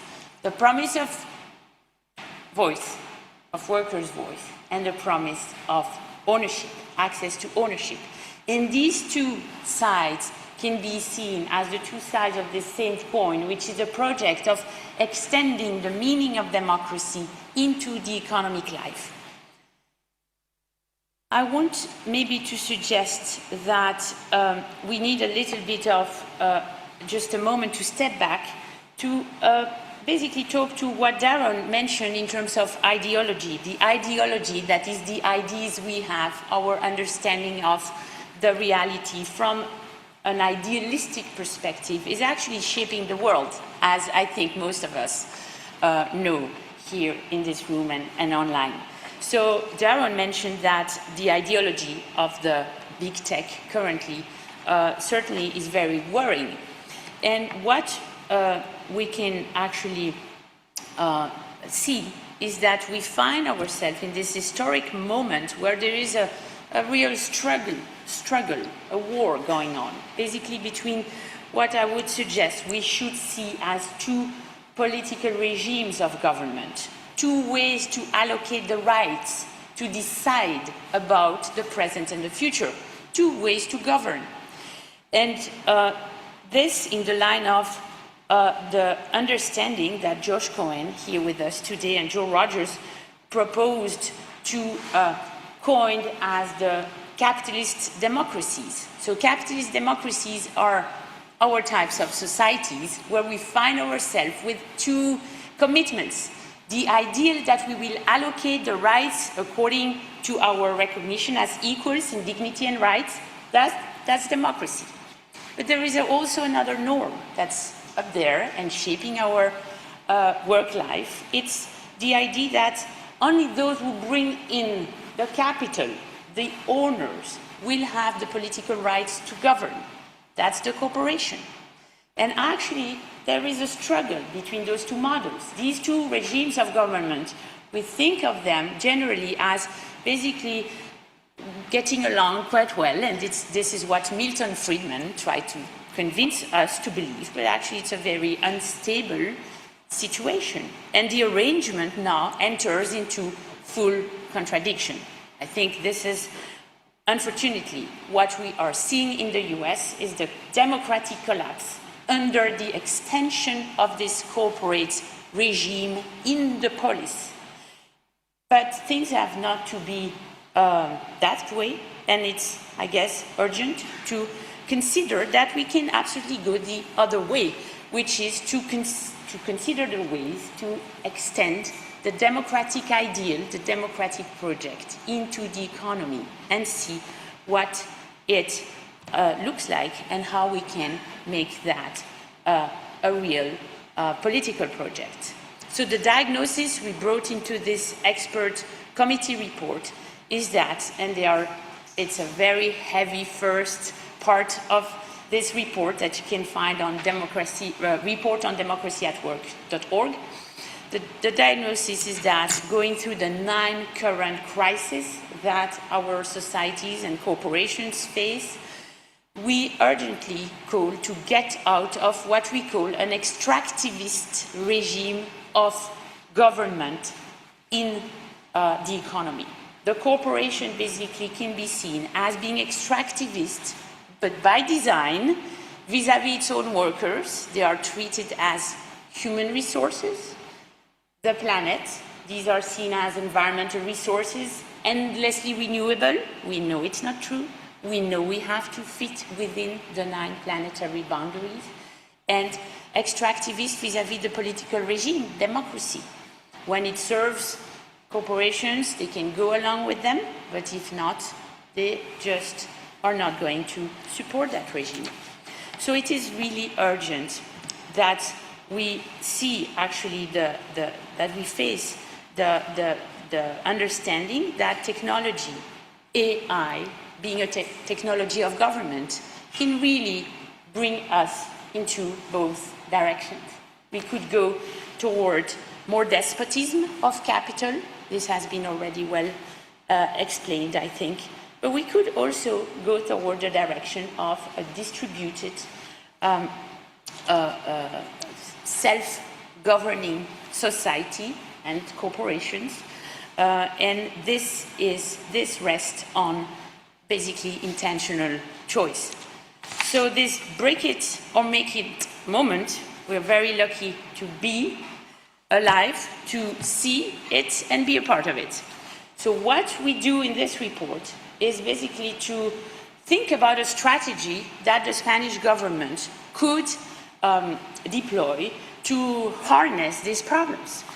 And we suggested a two-pronged strategy that I'm not going to explain entirely because it would take the whole day, obviously, but just to give you a sense, there is an immediate proposition to actually uplift the Spanish model of corporate governance to the best EU practice that we know in Germany, in Sweden, bringing labor to the table through co-determination, but also to bring co-decision rights to works councils so that workers can really be put in a position to co-decide on AI deployment.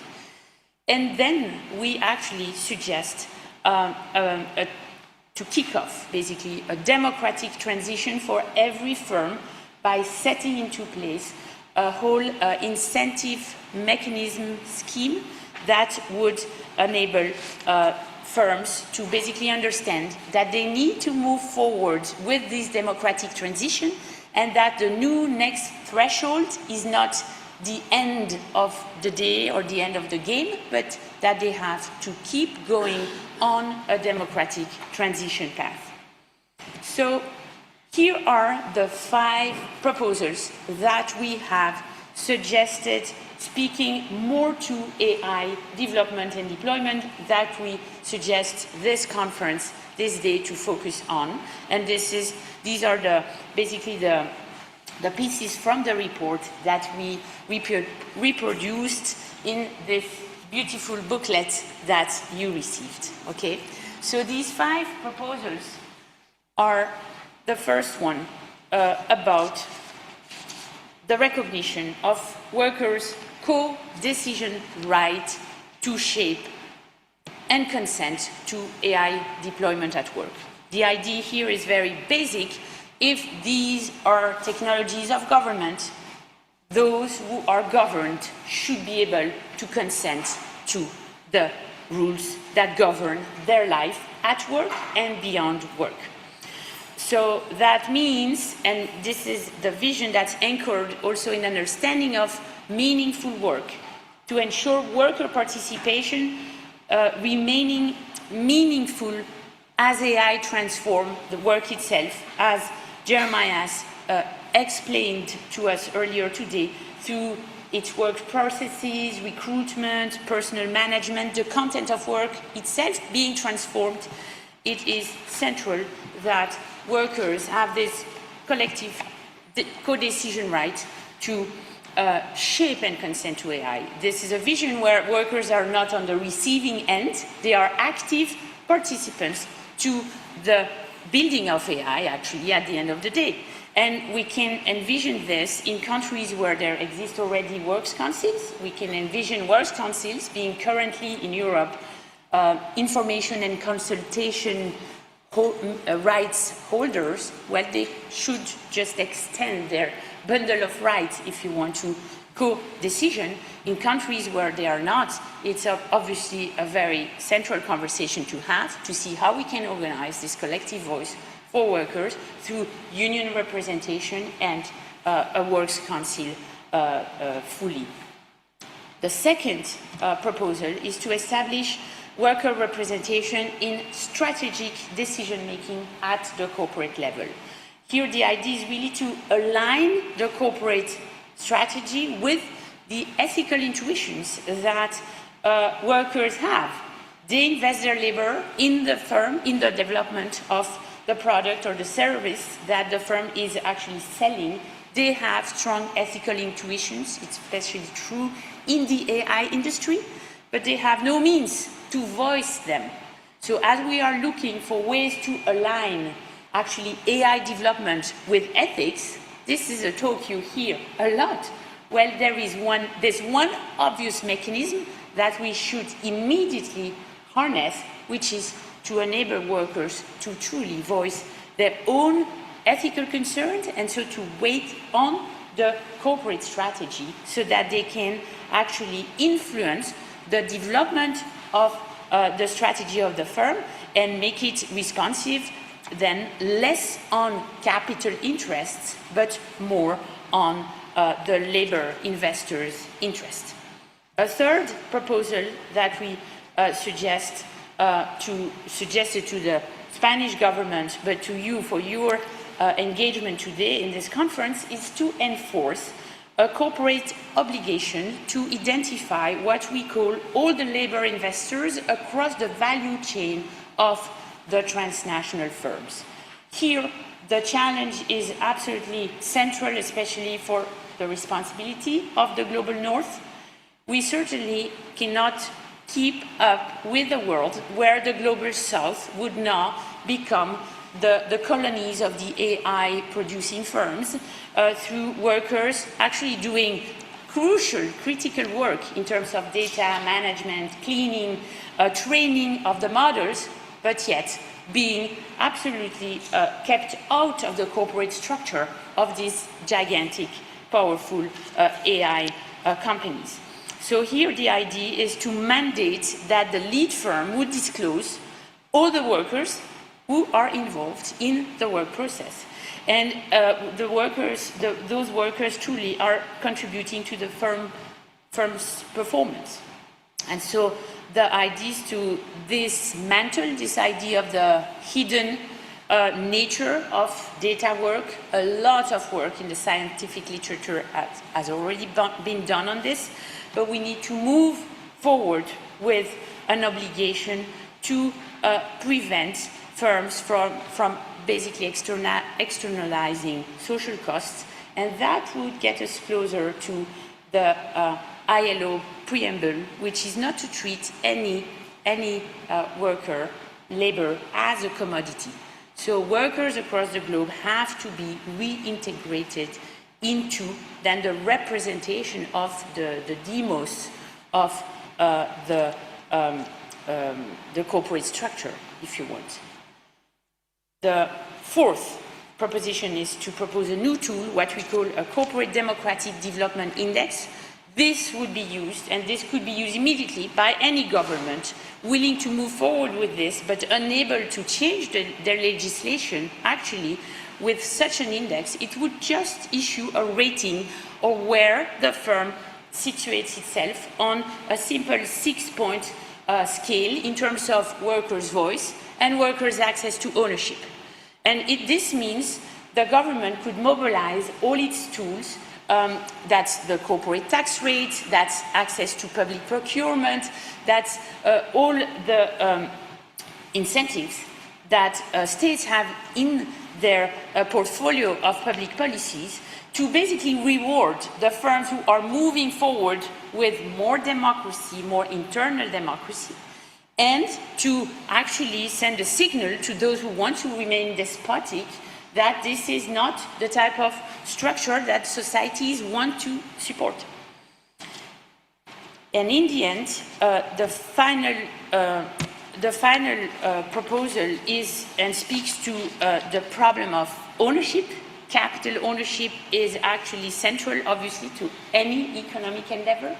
And here we have to think about a mechanism that we call a sovereign, citizen-led fund, investment fund, that would serve a dual purpose. First, it would foster digital sovereignty by supporting the growth of AI firms, which would be more responsible to AI ethical norms, rather than being anchored into foreign capital investments that conduct very aggressive strategies but do not care for these ethical challenges.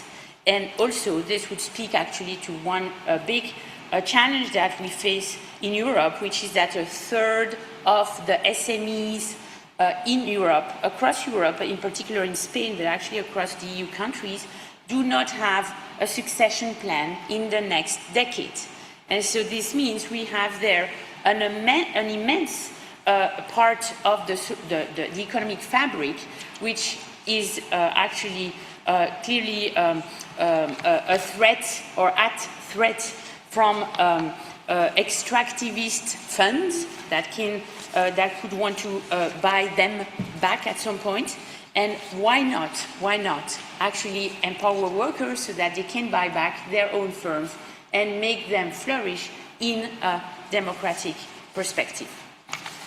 So this is a plan that we suggested that would enable the country, Spain or any country, to really move their own firms into the direction of democratizing voice and democratizing ownership, so that in a matter of 5-10 years, we could truly envision an economic fabric that would be made of firms which would tame their extractivist structures.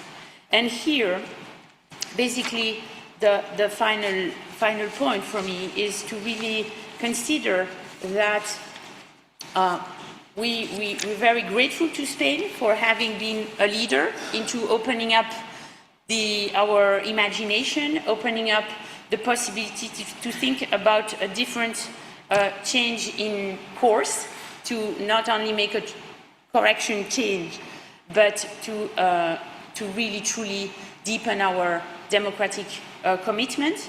And this is where AI will play clearly a central role, and a central role that can really make us much more capable to harness the challenges of the future, which are not only about technology, but are truly about our democratic future and our sustainable or not future. Thank you so much.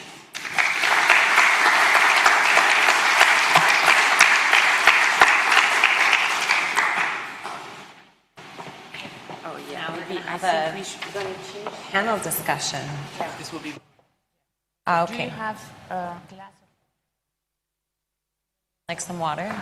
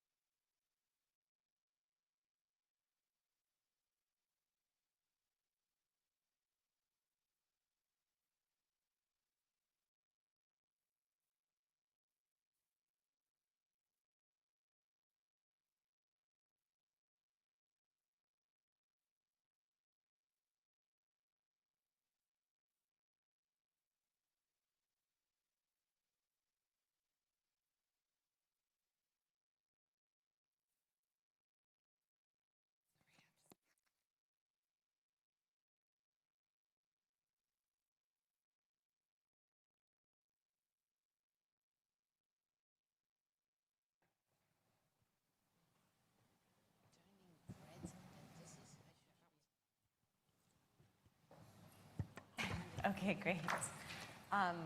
Is everyone ready to start chatting? Lovely. So we're going to have a discussion amongst ourselves, and then we'll open the floor to Q&A in a little bit. So I have a question that I'll pose to each of you on this panel. It's that, we're here to talk about people's right to shape AI, and there are many ways to do that. Can each of you tell me briefly, in your view, what is the most important lever of control that workers should have over AI in their workplaces? Who wants to go first? If you had to choose. Bueno, yo si tuviera que elegir una, sería sencillamente el poder decidir sobre esa inteligencia artificial que hoy condiciona sus relaciones laborales. Por lo tanto, la información y la decisión, la negociación sobre la misma. Lo que ya sabemos es que los algoritmos no son neutros. Por tanto, la capacidad, la información y la decisión sobre los mismos. Hay un debate que no solo es del mundo de la parte social, es de la parte de los empleadores, y son las cajas negras que existen y son reales. Nosotros, como sabe Isabel, en España hicimos una herramienta pública a favor de las empresas, y muchas empresas nos decían que ellas mismas desconocían cuál era el sesgo que utilizaba su propia empresa. Por tanto, acceder a la información, el sesgo que tiene ese algoritmo, cómo está diseñado, con qué característica, por qué discriminan a las mujeres en las relaciones laborales, por qué penalizan a los trabajadores o trabajadoras que son más reivindicativos, por qué penalizan a las mujeres que tienen que emplear más tiempo en cuidar a sus hijos. Creo que para mí sería la clave central hoy, conocer esa información para después negociar en condiciones. Got it. Thank you, Yolanda. I think for me, the bit that's most urgent and important is the human before the loop piece. I think this way of having worker voice involved in thinking about even how we deploy AI. Right? And because I think what we're seeing at the moment, there's a lot of I read on LinkedIn that AI can do this, or, I saw this post that AI can do that. And so, oh my God, I've got huge FOMO as the CEO because I'm missing out on this happening. And John Armour, the Dean of the Law Faculty, was referring to this earlier. We are also employers in the faculty. As the Associate Dean, I'm involved very much in our discussions. And it's really hard not to be gripped by this fear of, there might be some magic prompting I could do that then would solve all my problems. And I think having worker voice involved in the very choice to deploy, do we deploy, do we not deploy, and if we deploy, how do we deploy, is hugely important. I certainly sit down with my team every time I think about a new tool. I might attend something, hear about a new way of doing it, think that's a great idea, and then I sit down with my team and they go, not sure about this entirely, right? And that's absolutely, the worst thing I could then do is push ahead with it. Because the people actually doing the work on the ground are the people who've got the most experience. And it's mutually beneficial. I think this is, again, a really, really important message. Given the fact that the vast majority of companies don't build their own AI, but buy it in, actually having worker voice involved at the deployment stage, at the shaping, configuring it for the particular enterprise, is not just beneficial to workers and their voice, it's actually beneficial to the enterprise and to the overall deployment of the system. So if I had to pick the one sort of proposal that I think is the most urgent, is that worker voice. Because also you can do that relatively straightforwardly, right? In a sense, it'd be great to have legislation, as we have in some jurisdictions, with works councils that can legally do it. But every workplace can simply have an AI forum where we say, before we roll out this new tool, we're going to talk to workers and their representatives of how best we could do it. What about you, Isabel? All that was said, so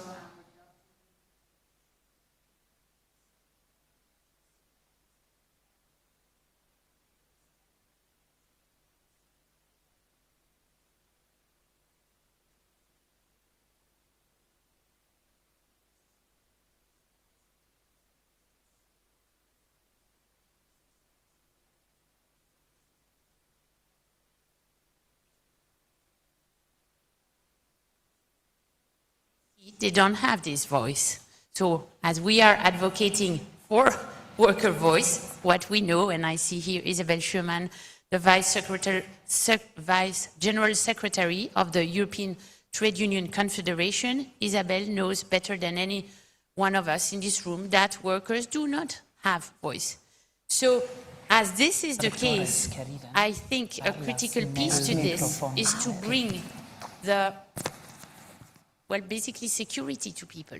We know from history that when people are in a situation where they face immense challenges and are not secured, do not feel secure, well, they will resort to voting for the extreme right. They will fall for a strong leader that will tell them, oh, do not worry, I am taking care of all this.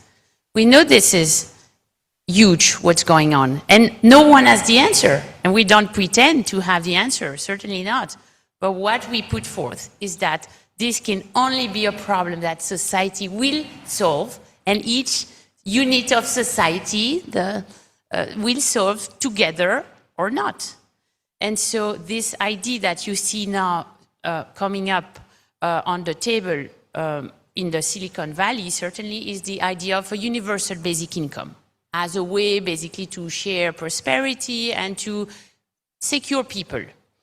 I don't think that's actually a very conducive way to think about or to fit with the vision that we have for workers' voice and democracy, because we certainly don't want to see a world where with some financial transactions, we will just get rid of our mutual commitment to build a democratic society together.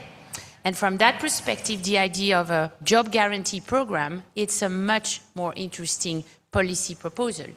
This is a proposal that has been very well articulated. In some ways, Roosevelt government actually used that type of policy in the Great Depression, but we know much better now. It has been practiced in countries like India, South Africa during COVID, Austria, France, actually. A job guarantee program could be actually a program that would actually signal to anyone in the society that if their job comes to an end because of this technological disruption going on, we would empower them to co-create the job that they want to play in society, the function, the service they want to bring into society. And so, as we know, work is so central for people's identity, for people's inclusion into society. We cannot get rid of this idea of a worker-centered future, even going through this AI transition. Actually, I would say even more so. As we are going through this transition, we need what unions call a just transition, actually. It's interesting that you mention universal basic income, because I can't remember where the survey came from, but someone did a survey of Americans, and a very, very small percentage of them said that they would want a future where their income was dependent on UBI. The vast majority wanted something like what you mentioned, guaranteed work, because people want to work. That's true. In the US, actually, the proposal of the job guarantee scores extremely high. It's above 85% in big surveys. You know, we've talked about this a little during this session, but there's an argument that stronger worker protections or even regulation of AI at all, that it will slow down innovation and make firms and nations less competitive. How do you respond to those who say that AI regulation will put whoever embraces it at a disadvantage? I'm sure you all have thoughts, but who wants to go first? Yo, si me permite, fíjese, cuando empezamos a legislar en nuestro país, la conocida como Ley Rider, hace ya muchos años, el argumento que nos daban era, las grandes tecnológicas, es que el mundo se iba a acabar, España, las grandes multinacionales iban a abandonar nuestro país y, por supuesto, iban a despedir a centenares de miles de personas. Las personas que estaban en la economía formal en plataformas digitales y también las personas, muchas de ellas migrantes, que estaban en la informalidad más manifiesta. He de decirles, para darles tranquilidad, científicamente, hoy aquí en este espacio, que nada de ese mundo distópico que proyectaron ha pasado. Hemos regulado diciendo que no solamente tienen que tener derechos estas personas en nuestro país, sino que además, por supuesto, tienen que contar con todas las garantías, incluido, que esto es un elemento del que no hemos hablado, que al regularizar y laboralizar esta relación laboral en las plataformas digitales, automáticamente los trabajadores y trabajadoras en la economía formal y en la informal tienen el derecho a la negociación colectiva y a la huelga. Fíjense, en España yo me emocioné porque por primera vez, lo sabe la vicesecretaria, creo que muy bien por los sindicatos españoles, claro, yo los vi negociando el primer convenio colectivo y hoy, estos días, están en huelga los llamados riders. Bueno, pues nada de esto ha pasado. Pero les digo algo más, que no solo es importante, y es que hemos emergido un montón de puestos de trabajo y le hemos dicho a las grandes multinacionales en mi país, no voy a dar nombres, pero aquí se han citado por la mañana varias de las multinacionales que rigen y despliegan estos trabajos en todos los lugares del mundo. He llegado a modificar el Código Penal en su artículo 311.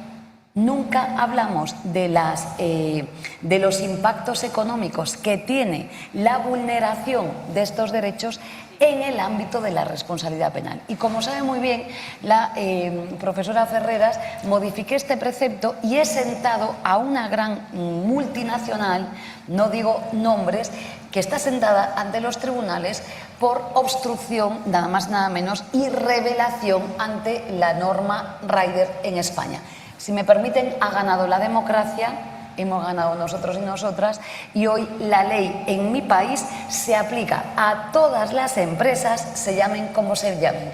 Hemos tenido una disputa entre multinacionales, se ha citado esta mañana una de ellas, la que opera en todo el mundo, y esta misma también acaba de pasar por la Caja de Hacienda, por las cotizaciones sociales, y ha emergido 60.000 puestos de trabajo que eran informales en nuestro país. Por lo tanto, en absoluto este debate no es real. Si me permiten, desde la Revolución Industrial hasta hoy, había ludistas, ¿no? Yo siempre digo, no tenemos que caer en el ludismo tecnológico, lo que tenemos es que regular las relaciones laborales, ¿no? y actuar, pero desde luego el ejemplo palmario. Yo he vivido, si me permiten, todo tipo de catástrofes. Cuando subí el salario mínimo, iba a destruir la economía de mi país, tenía a la academia en contra, a todos los medios de comunicación ortodoxos, a medio gobierno de España en contra. Bueno, y hoy la historia de éxito de mi país, que no lo refiero yo, lo dice la Comisión Europea, la OCDE, el Fondo Monetario Internacional, fue una subida espectacular del salario mínimo en un 66%. Con las plataformas digitales y la regulación de los algoritmos en España, ha pasado exactamente igual. Y estén tranquilos, porque ninguna empresa se fue, seguimos generando puestos de trabajo y lo que sí es verdad es que los trabajadores y las trabajadoras han ganado derechos. Por ejemplo, hoy tienen convenio colectivo, por ejemplo, hoy están haciendo una huelga, por ejemplo, hoy tienen protección a la seguridad social y a la salud laboral. No hemos hablado del impacto que tiene en el mundo del trabajo, lo saben los sindicatos muy bien, el estar trabajando en espacios de monitorización permanente y sometidos a un estrés tecnológico sin precedentes.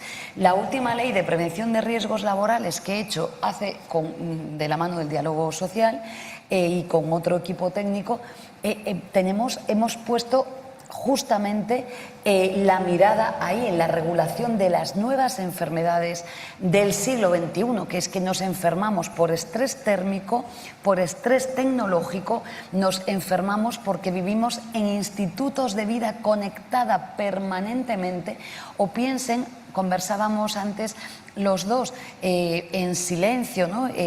Discretamente, las relaciones laborales que hay, por ejemplo, en el continente africano, muchos trabajadores y trabajadoras que están trabajando para grandes multinacionales en el mundo a razón de $2 la hora y con impactos en su salud muy relevantes. O todos esos trabajadores y trabajadoras que están explorando en muchas plataformas, que saben muy bien ustedes, justamente esas imágenes agresivas y violentas permanentemente. Por tanto, este debate, claro que tiene que estar exactamente igual de regulado que el trabajo, digamos, que comparte escenario con ellos. Si es que de lo que estamos hablando es que el uso de la inteligencia artificial, o bien en plataformas digitales, es una nueva y diferente forma de organización del trabajo. pero los derechos laborales son los mismos. ¿Por qué le decimos a una parte de la población trabajadora del mundo, hay 42 millones de personas afectadas en Europa y pendientes de esta regulación? Lo saben los sindicatos. ¿Y por qué le decimos a esas personas que trabajan en estas condiciones que a ellas hay que hacer una excepción tecnológica y no se le aplican los derechos laborales? ¿Por qué? El exdirector general de la OIT, Guy Ryder, dijo: no caben excepciones tecnológicas en el trabajo decente. Y esto es un mandato constitucional fundante de la OIT, que, como decía la profesora Ferreras, en el año 44 dijo que el trabajo no es una mercancía, no lo es, pero efectivamente, como dice Guy Ryder, ¿por qué hacemos excepciones tecnológicas? Y siempre los gritos, permítame la metáfora, son los mismos. Se van a llevar los puestos de trabajo, vamos a perderlo absolutamente todo, o bueno, nos quedamos sin inversiones en nuestro país. El ejemplo palmario es España, regulación estricta, ningún problema, prevención de riesgos laborales, y no ha pasado nada. Somos la comunidad económica de la OCDE que crece a mayor ritmo. So you are confident that regulation will ultimately be a net positive and it's not going to hold back innovation. But I'm curious if either of you have anything to add before we move on. And something that's top of mind for me is that the race to develop AI and employ it is highly competitive. I mean, in Silicon Valley, where I live, the salaries that AI researchers and developers are commanding are absolutely mind-boggling in their amount. You know, if Europe is regulating AI more aggressively than perhaps the non-regulation in my country or in China, how will Europe attract sort of that, you know, the talent that can push AI forward? Well, this is a question that comes up often, and I think it is an important question to ask, because of course the competitiveness of Europe is hugely important in these debates. And it's often used as an excuse in the United States to say, here's why we can't, we'll be left behind and China will beat the world. Whether in my teaching or in policy debates, I've got a great piece of law I've recently come across that helps us with an empirical case study answer this question. And it is, bear with me, Commission Regulation number 666 of 2013 with regards to the implementation of eco-design requirements for vacuum cleaners. What on earth do vacuum cleaners have got to do with AI? I see Isabella's is like concerned I've gone off a tangent here. Tell us, please. So in 2013, the EU introduced a hard cap on the wattage of power for engines for vacuum cleaners. Because up until that point, essentially to have better vacuum cleaners, what you did is you stuck in a bigger engine. And so for various eco reasons, the EU decided that we're going to have a cap, 600 watts, whatever.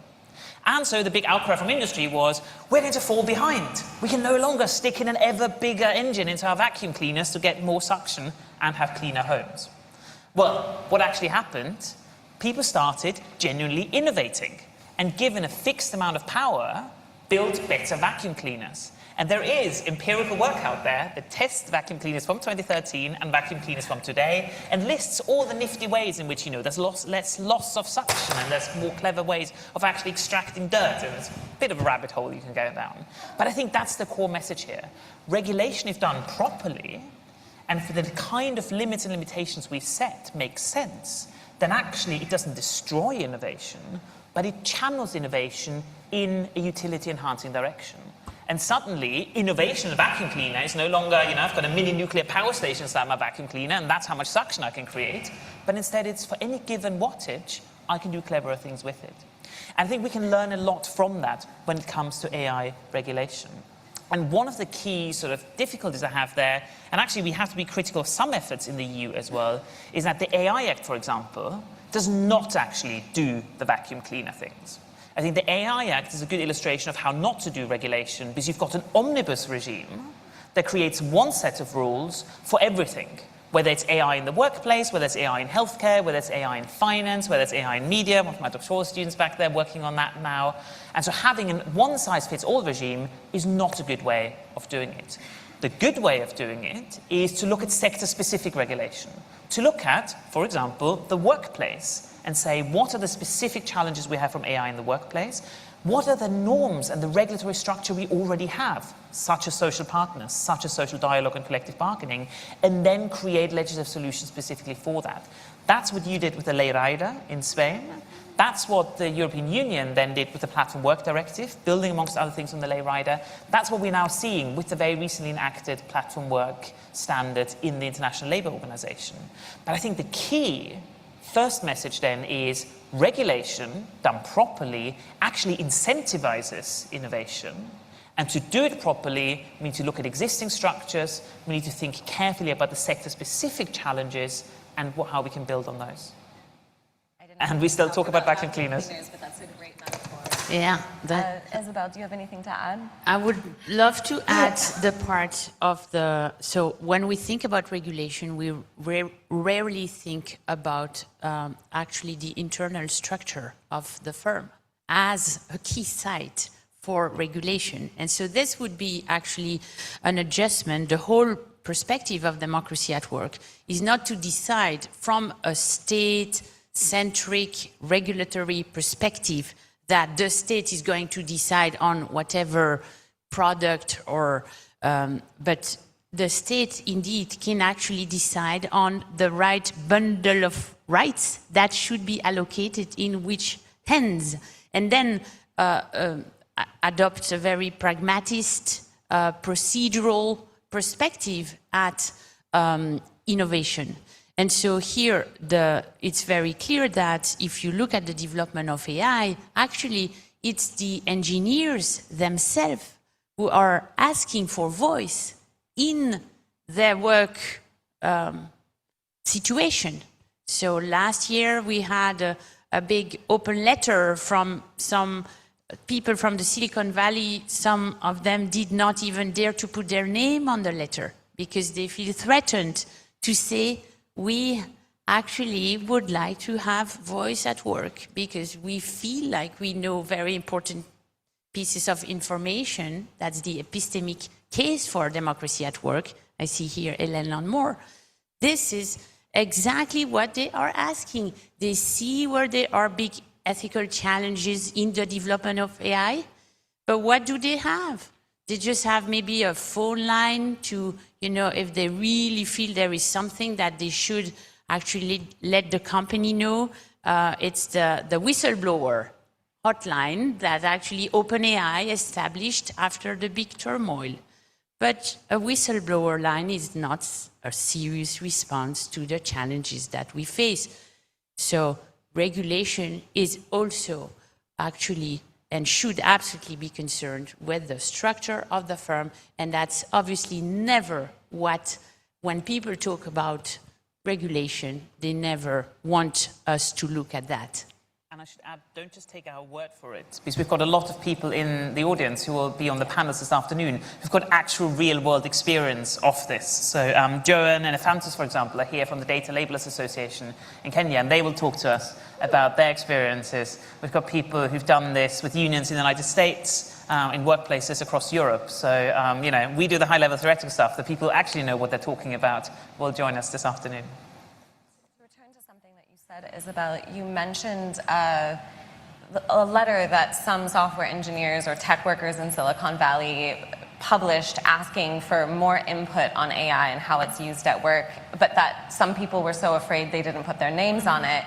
And I feel like that sort of culture of fear for workers is spreading across industries around the world.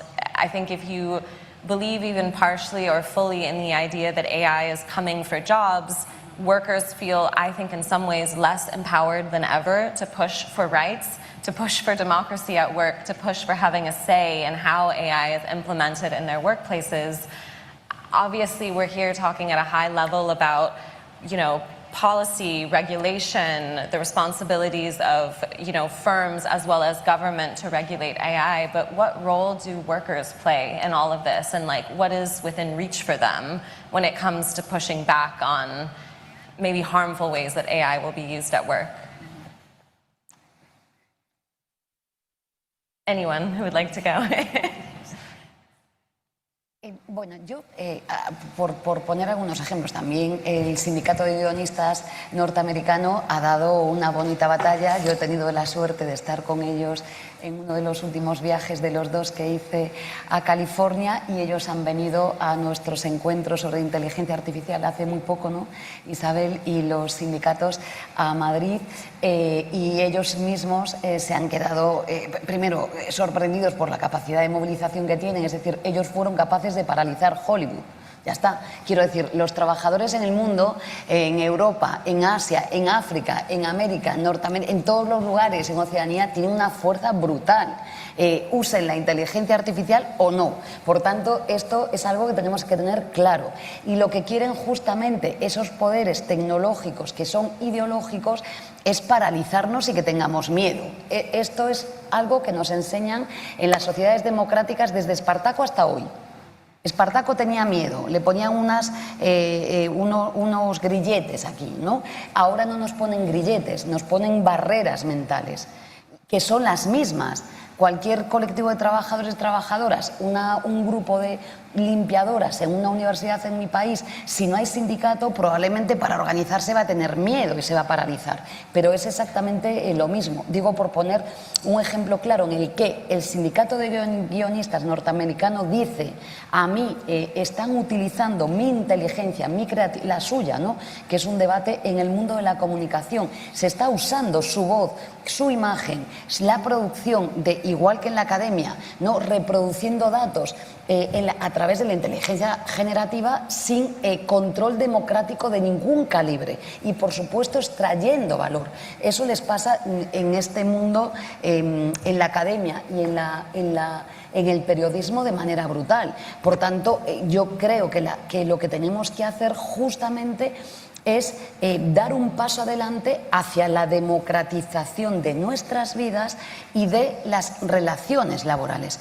Hay un poder que es enorme en las grandes tecnológicas que se están forrando, se están teniendo unos beneficios extraordinarios, mayúsculos, a la vez que está pidiendo, sobre todo la administración Trump, no regular sobre esto.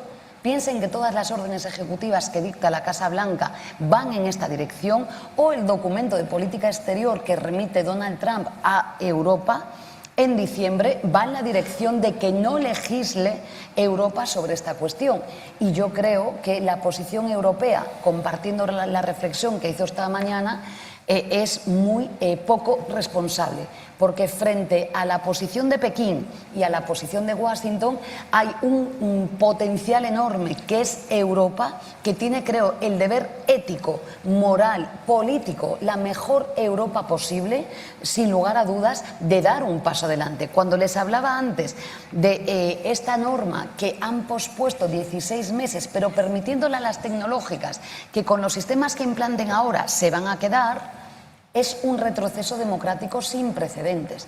Pero, vamos, yo creo que el discurso es idéntico para el mundo del trabajo. Los trabajadores y las trabajadoras tienen miedo, pero la fuerza que tienen los trabajadores y trabajadoras en el mundo, habiendo sindicatos aquí, a mí me da vergüenza hablar de esto, pero es absoluta. Es como si, hoy, ¿no?, decidan las mujeres en mi país, migrantes que trabajan en el hogar, ¿no?, de prácticamente todas las familias españolas, tomar y paralizar el país con una huelga. Ya les digo yo que paralizarían el país, ¿no? Por tanto, yo creo que la fuerza y lo que tenemos que transmitir es que no pueden ganar los tecnooligarcas. Es que no pueden ganar. El debate que abría la profesora Ferreras hoy, ahora, ¿no?, de Silicon Valley, o Peter Thiel, cuando dice, ¿no?, cuando hace una afirmación severa, que es: hoy ya la libertad no es compatible con la democracia. Esto lo dice uno de los grandes tecnooligarcas del mundo. Imagínense si yo hiciera esa afirmación hoy en el mundo.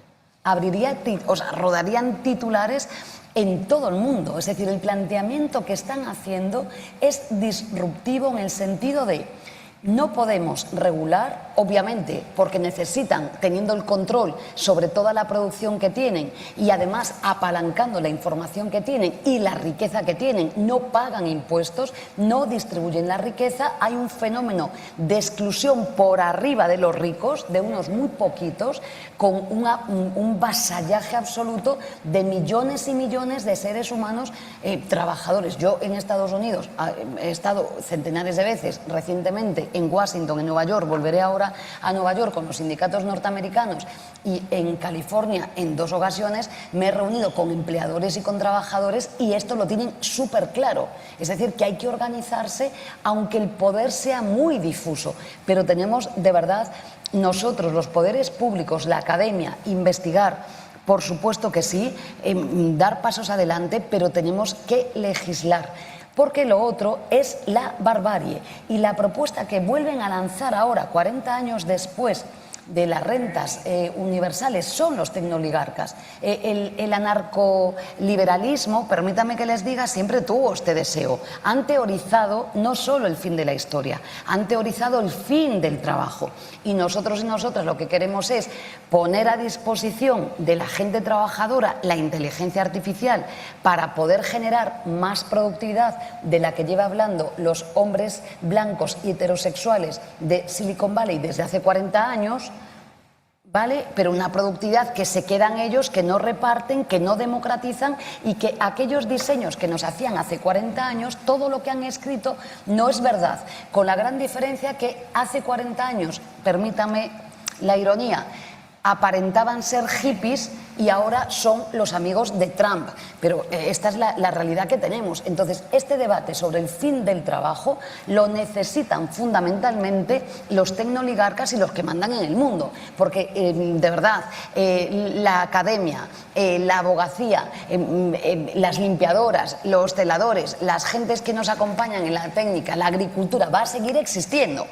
De verdad, o sea que no es real este debate. Usted va a seguir siendo y dedicándose a su profesión, y yo afortunadamente a la mía, que es el derecho, cosa que me apasiona, y las trabajadoras de la limpieza a la limpieza, y los hospitales a los hospitales, y los poetas y las poetas a obviamente aderezarnos y darnos un fin como seres humanos. Fíjese, acabo de estar, y con esto termino, en China, y en una de las grandes empresas del mundo, de las grandes, que decían que la empresa ya era vieja porque llevaba 3 años, o sea, brutal, ¿no? Esa robótica que está trabajando en el mundo de las emociones, en la que la experiencia es asombrosa. Yo le preguntaba a los ingenieros, bueno, ¿cuánto, está aquí el equipo que me acompañaba, cuánto tardarían, ¿no?, en avanzar en las emociones, ¿no? Y los ingenieros chinos me dijeron muchísimo, porque las emociones es un rasgo esencialmente humano.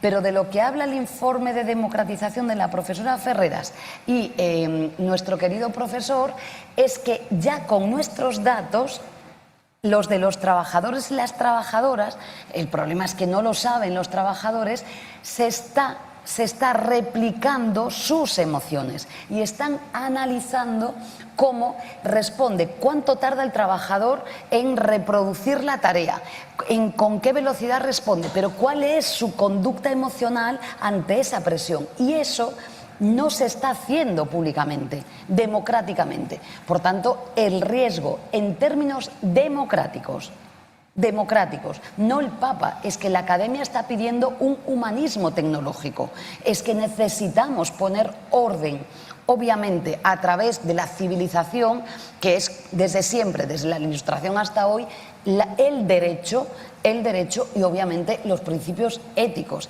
y con me voy a callar ya, pero una acumulación del capital. Piensen ustedes que las 5 grandes tecnológicas del mundo atesoran más riqueza que muchísimos continentes en el mundo. Y esto es una indignidad, es un debate radicalmente democrático. Digo esto porque la profesora Ferreras estuvo conmigo en Berkeley, vamos, y la academia y el premio Nobel que nos acaba de acompañar, todo el mundo está trabajando en esta dirección. Por tanto, yo apelo a la esperanza y ningún miedo. Miedo en mi país cuando vivíamos en una dictadura y con el franquismo, y los trabajadores, si se organizaban, iban a la cárcel. Pero un paso adelante, legislación, regular, tranquilidad, no pasa nada, y de verdad, la experiencia es la española. No se van en una empresa de nada porque quieren seguir ganando dinero.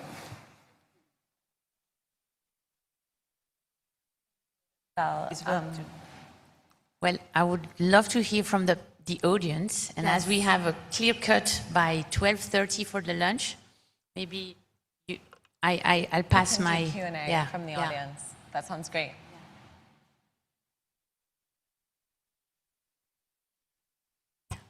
Just raise your hand if you have a question, and they'll bring you a mic, I believe. A lot of.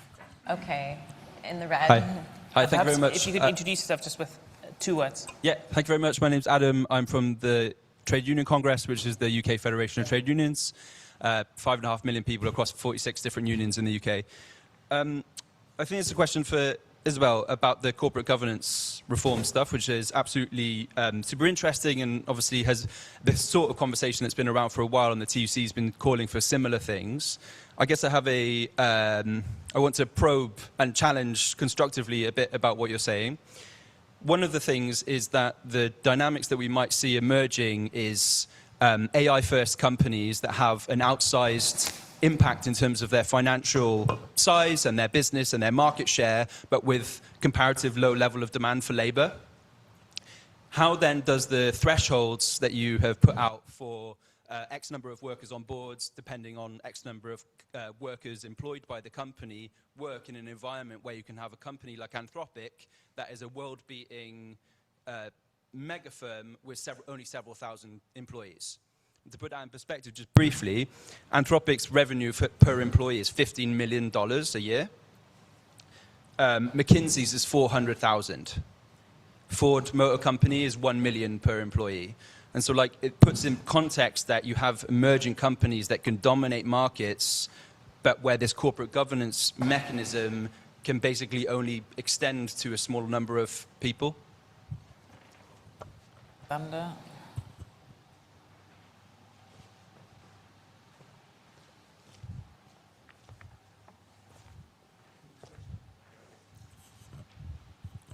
Hi, I'm Alexander. I work in AI resilience by my background as a medical doctor. I work 1 day a week as a GP, which I want to reflect on in a moment. But just to say, before that, I used to work in oncology, including at Mayo Clinic, where I treated a few libertarian tech bros, and it's fair to say none of them were particularly interested in unregulated chemotherapy. The question I was going to ask is something I see in clinic is an astonishing number of people heavily influenced by what they're doing in their digital lives, much more so than like the data suggests, much more so than the anecdotes that you hear. So even in that 1 day a week, I might have 2 or 3 people who are making quite life-altering decisions based on what they've seen online. I had a child the other day who wasn't going to take life according to their own preferences, life-preserving treatment because they'd been told something on TikTok. And that's happening pretty frequently. The challenge I see with it is that the technology companies are kind of moving at the speed that they move, and that velocity is only likely to get quicker. And what I've heard here, I think, sounds absolutely brilliant in terms of restoring some of the governance structures. But the worry I have is that without instrumenting the world that those guys have instrumented, they have exposure to all of these surfaces, to all of these people on a daily basis, and they change it all every day. And yet, I, as a doctor, can't know that that child has been, heavily influenced by the negative consequences of social media. I appreciate there's a challenge there with surveillance. But when I think of like an immune system, for something which is a evolving, rapidly changing technology, the body's developed a way of dealing with it, which is that it's got this response system that deals with it. And I just wondered if you guys had any thoughts or ideas about mechanisms of empowering people by enabling them to have like the digital vaccine on their own device every day as much as anything else. Questions or just take them all at once? Ah, okay. So thank you for an excellent panel. I'm Inat Albin. I have a question, I guess, for all three of you, whoever wants to answer, about worker representatives, which I also agree that workers' representatives is an excellent idea, but I think that we're still struggling with two fundamental issues here, and I'm wondering how you think we should approach them. So the first is the fact that most workers' representatives, at least at the plant level, not people within the organizational leaders of unions, do not have enough knowledge on AI technologies. So their ability to work from the ground to really represent and deal effectively with workers' interests is very, very limited. So I'm thinking of how to create programs. I don't know how it works. This is working. Programs, training for empowerment of trade union people on the ground. I think this should be a huge mission of the labor movement today, and I don't see it actually happening around the world, and I think that we should think together about that. This is really crucial. The second thing is that, from my experience, again, people on the ground from the unions usually have the skills of negotiation, of quid pro quo. So they might sell, for example, personal data collection and use for some pay rise or something like that. The skill is in negotiations on that basis and not necessarily in effectively safeguarding rights. And I think, again, this is a huge challenge for insisting on negotiating the algorithm in a sense that there's a huge gap here between the idea and theory and the practice on the ground. Josh? Josh has had his hand up for quite a while. Thanks. First, thanks to the translators for helping to make the conversation possible. Thank you. Thank you. I wanted to make an observation. It's not a question about what I think is a shared assumption among all of you, which is that the approach in the United States to AI is deregulatory, and I think that's kind of delusional. So let me give you 4 examples. There was an executive order about 3 weeks ago on evaluating frontier models. There was the intervention roughly 2 weeks ago, export control intervention on Fable, on safety policy issues. There's a 10% equity share in Intel. And a host of other policies, export controls on chips. If you don't like to call that regulation, call it industrial policy, call it whatever you want. The idea that it's deregulation, I think, is completely misleading. And so the conversation ought to be about what kind of regulation to have. I mean, Jeremiah, you spoke to this earlier. I think if I can summarize briefly, you said that bad regulation is not very good and good regulation is good. Yeah, I think we can all sign up for that. But that's what the conversation ought to be about. And good regulation, just to add one more point to your comments, good regulation doesn't mean well-intended regulation. It means regulation that's actually effective. But the main point that I want to make is that I think we should think about the United States now as having a model of executive-centered regulation that serves certain interests and purposes. We can talk about what those are, rather than misleadingly describing it as a deregulatory approach to this technology.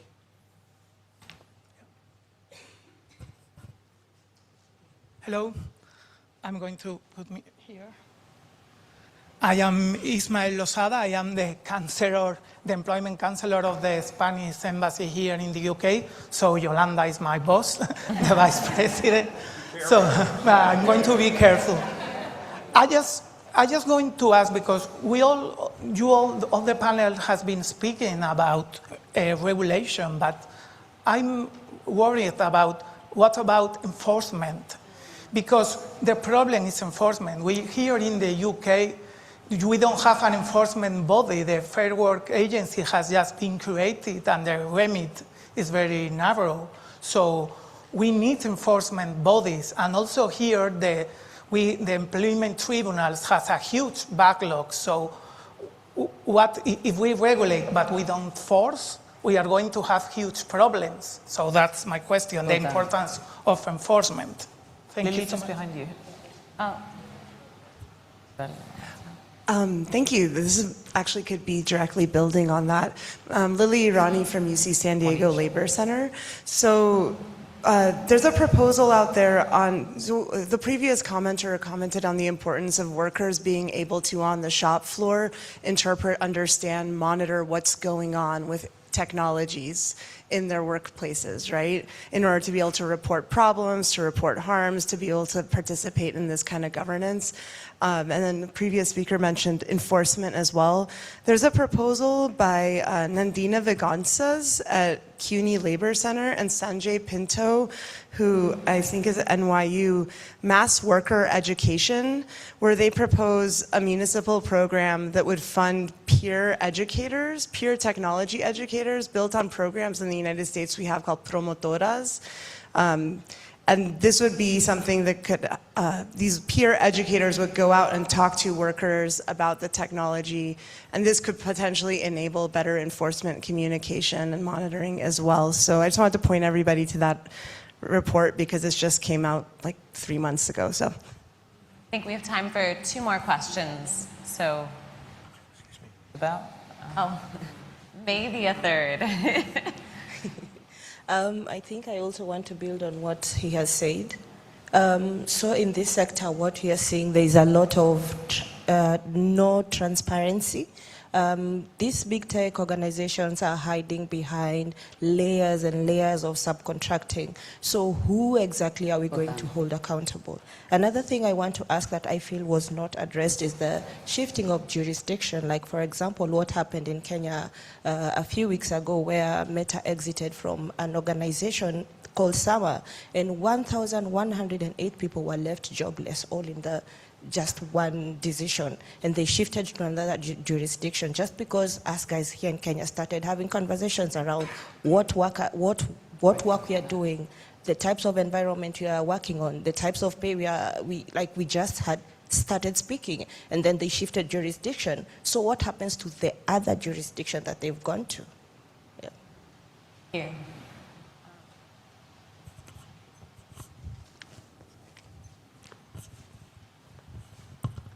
Thank you so much, Isabel, from the European Trade Union Confederations. Thank you so much for these very enriching and indeed contributions that give a lot of perspective.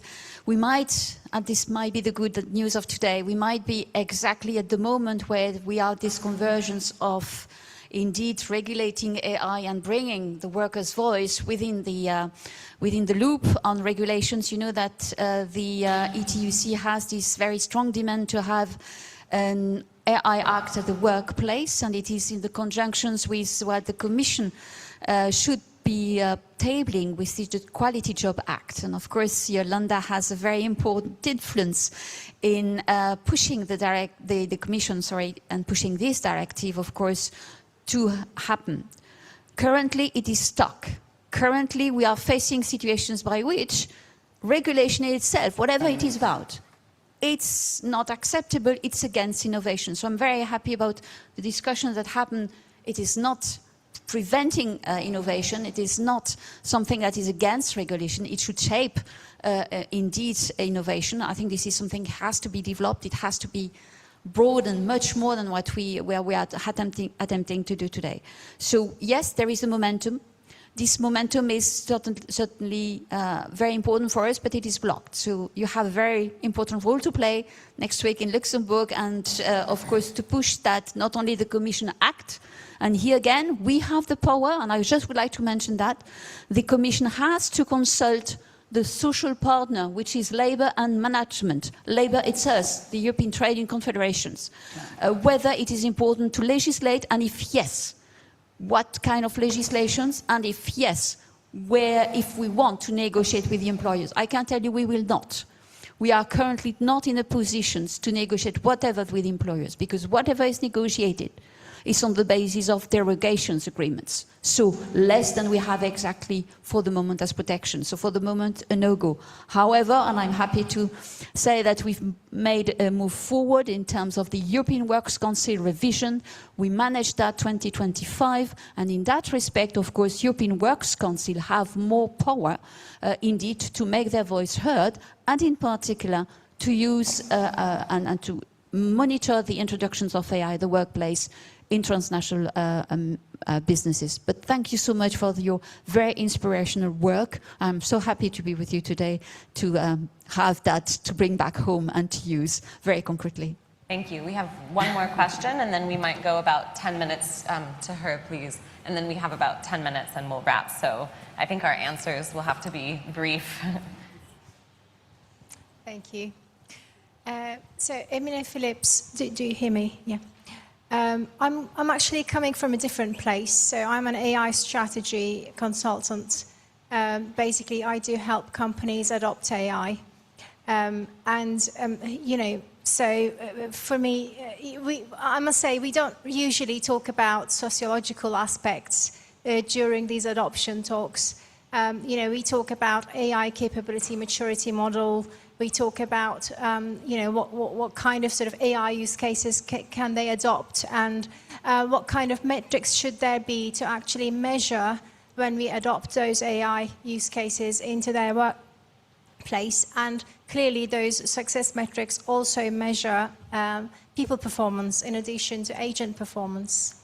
So I completely sort of empathize with some of the initiatives here about talking about algorithmic you know, management and algorithmic sort of monitoring, if you will. But at the same time, I also would like to sort of touch upon quickly to your point about human in the loop and human above the loop. There is this concept we are usually discussing among the consultants, human in the lead. And sort of that keeps us, rather than being in the loop, being among the agents, perhaps we should be, you know, leader of the agents. And this is something that perhaps we haven't realized, that as humans, you know, usually when you're a junior, you're not leading anyone. And it actually takes quite a bit of time to come to that leading level, both in terms of gaining skills and knowledge and whatnot. But at the moment, we are actually expected to lead from day one, because we will be leading, supervising, auditing the agents, because that will be what's left to us. We are not going to be doers anymore. We will be really, you know, supervisors, leaders, managers. So, but one skill that's lacking in the industry is exactly this. Juniors will not know how to do this. And I expect even to, you know, to most of the roles up to mid-level managers will be lacking this ability. So, you know, the question is, how do you think that that kind of adaptation of workforce will happen? Thank you.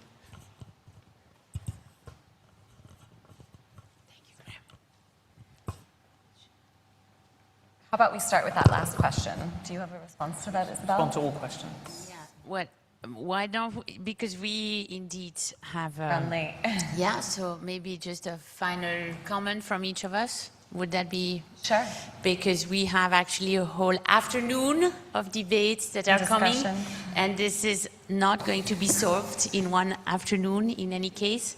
So that is, I think that's from my end. I think where I will leave it to leave the minutes for Yolanda, who will leave us this afternoon. So, but maybe Jeremiah, if you want to Let's have Yolanda. Yes, we will. Okay, so No, yo digo una parte y me la reparto con vosotros muy rápidamente. Yo creo que, vamos a ver, en primer lugar, sí que es verdad que en la legislación norteamericana están legislando y regulando, pero en la parte del derecho mercantil, no en la parte de los trabajadores. Y esta es la misma discusión que conoce muy bien Isabel, se está dando ahora mismo en Europa. Por tanto, el problema que tenemos es que, claro que están legislando y muchísimo, en función de muchos estados y demás, pero digamos que en la otra parte, ¿de acuerdo? No en la parte de los derechos laborales. Y esta réplica se ha hecho, como sabe bien el CES, en Europa. Por eso les decía al principio que va a entrar en vigor el reglamento el 2 de agosto, pero en la parte mercantil europea, y dije a modo de broma que casualmente la parte que tenía que ver con los trabajadores y las trabajadoras, es decir, de lo que habla nuestro profesor, que es el acceso al mundo del trabajo a través de los algoritmos, la selección de personal, las relaciones laborales, si una persona es racializada y no o no en la empresa y qué sesgo utiliza el algoritmo, se ha pospuesto 16 meses y además diciendo, como vuelvo a decir, que se va a aplicar los diseños que tengan en la actualidad, ¿no? Por tanto, yo creo que estamos todos de acuerdo y creo que el público que ha intervenido está conversando, por lo menos yo estoy aprendiendo en la misma dirección que nos planteaba la moderadora. Y es que tenemos un montón de incógnitas. Por ejemplo, la compañera que intervino señalando que hay una brecha en el algoritmo y los trabajadores, la información y la capacidad de negociación, es que esto es clave. Yo decía en mi intervención, y me empeño en ello, en que hay que formar a la gente trabajadora hoy para que pueda negociar en condiciones, porque es muy compleja esta materia. Y lo hago en mi país y lo hago en todo el mundo. Por tanto, y esto es bastante sencillo, es decir, que los sindicatos se vuelquen en esta formación. Pero digo más, que a lo mejor es un poco polémico, le digo siempre a Pepe y a Unai, que son los secretarios generales de mi país, ¿no? Les digo, es que tienen que avanzar también en una organización sindical que sea digital. Lejos de alejarnos, ¿no?, de la inteligencia artificial y de su mundo, tenemos que acercarnos, porque además es una plataforma que le puede dar globalidad y fuerza al movimiento sindical del mundo. Es decir, que creo que esta tarea para coser esa brecha es absolutamente clave. Después, la compañera de Kenia, es que ella hablaba de falta de transparencia, absolutamente. Es que este es el debate que tenemos. Lo que estamos diciendo es que tenemos derecho a conocer cuál es el sesgo que tienen las formas matemáticas, las instrucciones, los algoritmos que se utilizan en la relación laboral. Pero también pensad que en mi país los empleadores, cuando acordaron con los sindicatos y con el Ministerio de Trabajo una ley tan polémica como es la ley Rider, lo hacían por una razón fundamental. Y es que ellos decían que sufrían un auténtico proceso de competencia desleal. ¿Y por qué?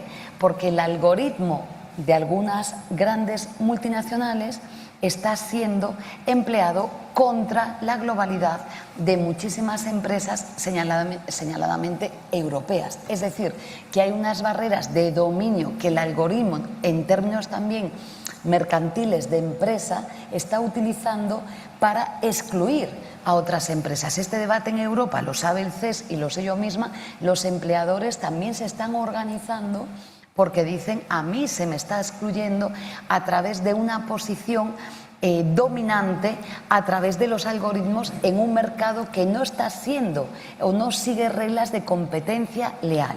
Digo porque lo que señalaba la compañera de Kenia es clave, y la disputa, si veis, del cambio de las jurisdicciones es la gran disputa que tenemos en la OMC y en todos los litigios que tenemos en el mundo, en las grandes negociaciones, lo que indica la posición de fuerza que tienen las multinacionales en el mundo y que nos tenemos que organizar. En definitiva, y ahora termino con Ismael, yo creo que tiene él razón.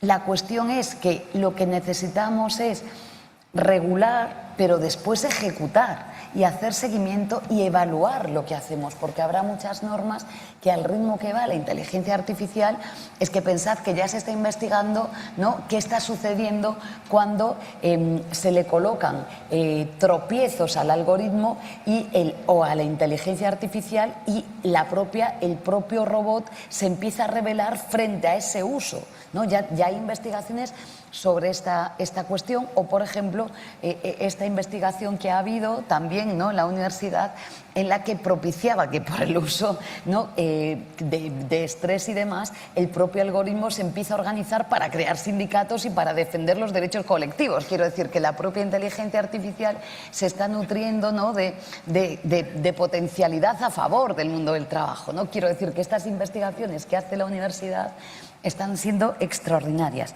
Y luego también lo que se señalaba de los salarios de quienes desarrollan esa inteligencia artificial, que lo comentaba antes la moderadora, y la desigualdad de las personas que trabajan en este mundo. Yo lo dejo aquí, pero creo que hemos aprendido... bueno, y lo del liderazgo, yo creo que esta reflexión última es la clave. La que planteaba la compañera, esta es la clave. ¿Cómo se hace en un aprendizaje mixto, no tanto desde la posición de las relaciones laborales, cuanto desde las posiciones de los cargos medios, intermedios y superiores en la gestión de este nuevo mundo? Es que yo creo que esta tarea es apasionante y de máximo interés. Se queda. Thank you so much. Thank you. I think as we go into the lunch break in the afternoon, one thing to take away is that we've given you the short reports. There is the full wedge 400-page job, and the first 250 pages are bloody depressing. The first 250 pages of this report, and we spend a year having all these interviews, learning about the different crises that we're facing through AI. But it's really important that we remember that the introduction of a new technology in the workplace reopens a lot of the fundamental bargains and a lot of the implicit contracts in that relationship. That can go terribly wrong and be a terrible thing we should all be worried about, anxious about, as Sam talks about. But it can also be a moment of real opportunity. And I think one thing I really enjoyed in our work on the Commission was that moment when sort of our work shifted from this depressing spiral we had, like hearing after hearing, crisis after crisis, and it was like, God, we're done here, to actually, this is also a moment of opportunity. This is a moment of opportunity to precisely go back to this point about agency, to not fall into this trap of determinism. And that's what we're looking to do this afternoon. Really think in very concrete terms, not about those 250 pages of crises, but about the 250 pages that follow, about the opportunities and what we can do to actually seize them. Thank you so much, Jeremiah. So should we just say a word about how we're going to organize the lunch? So we are all going to move into the dining hall of the college. And then maybe, Caroline, do you want to explain that and then that we reconvene back? Yeah, you can also do that just as well as me, I guess. But yeah, please do join us now for lunch. First of all, thank you so much for the panelists, for everybody who spoke this morning, and also your questions. So do join us for lunch. It's just across in the dining hall. We'll all go together, and then we come back. And so there won't be any live streaming this afternoon. So thank you so much for everybody who joined us online. And those who are here, we'll have 3 rooms. So A, B, and C. You can choose one of the panels that you would like to join, and then you'll find the rooms across here in this space. Yeah, that will be the afternoon. We'll have 2 sessions of that. Okay, enjoy your lunch. Thank you. We start at 1:30. We'll start back here around 1:30. Yes.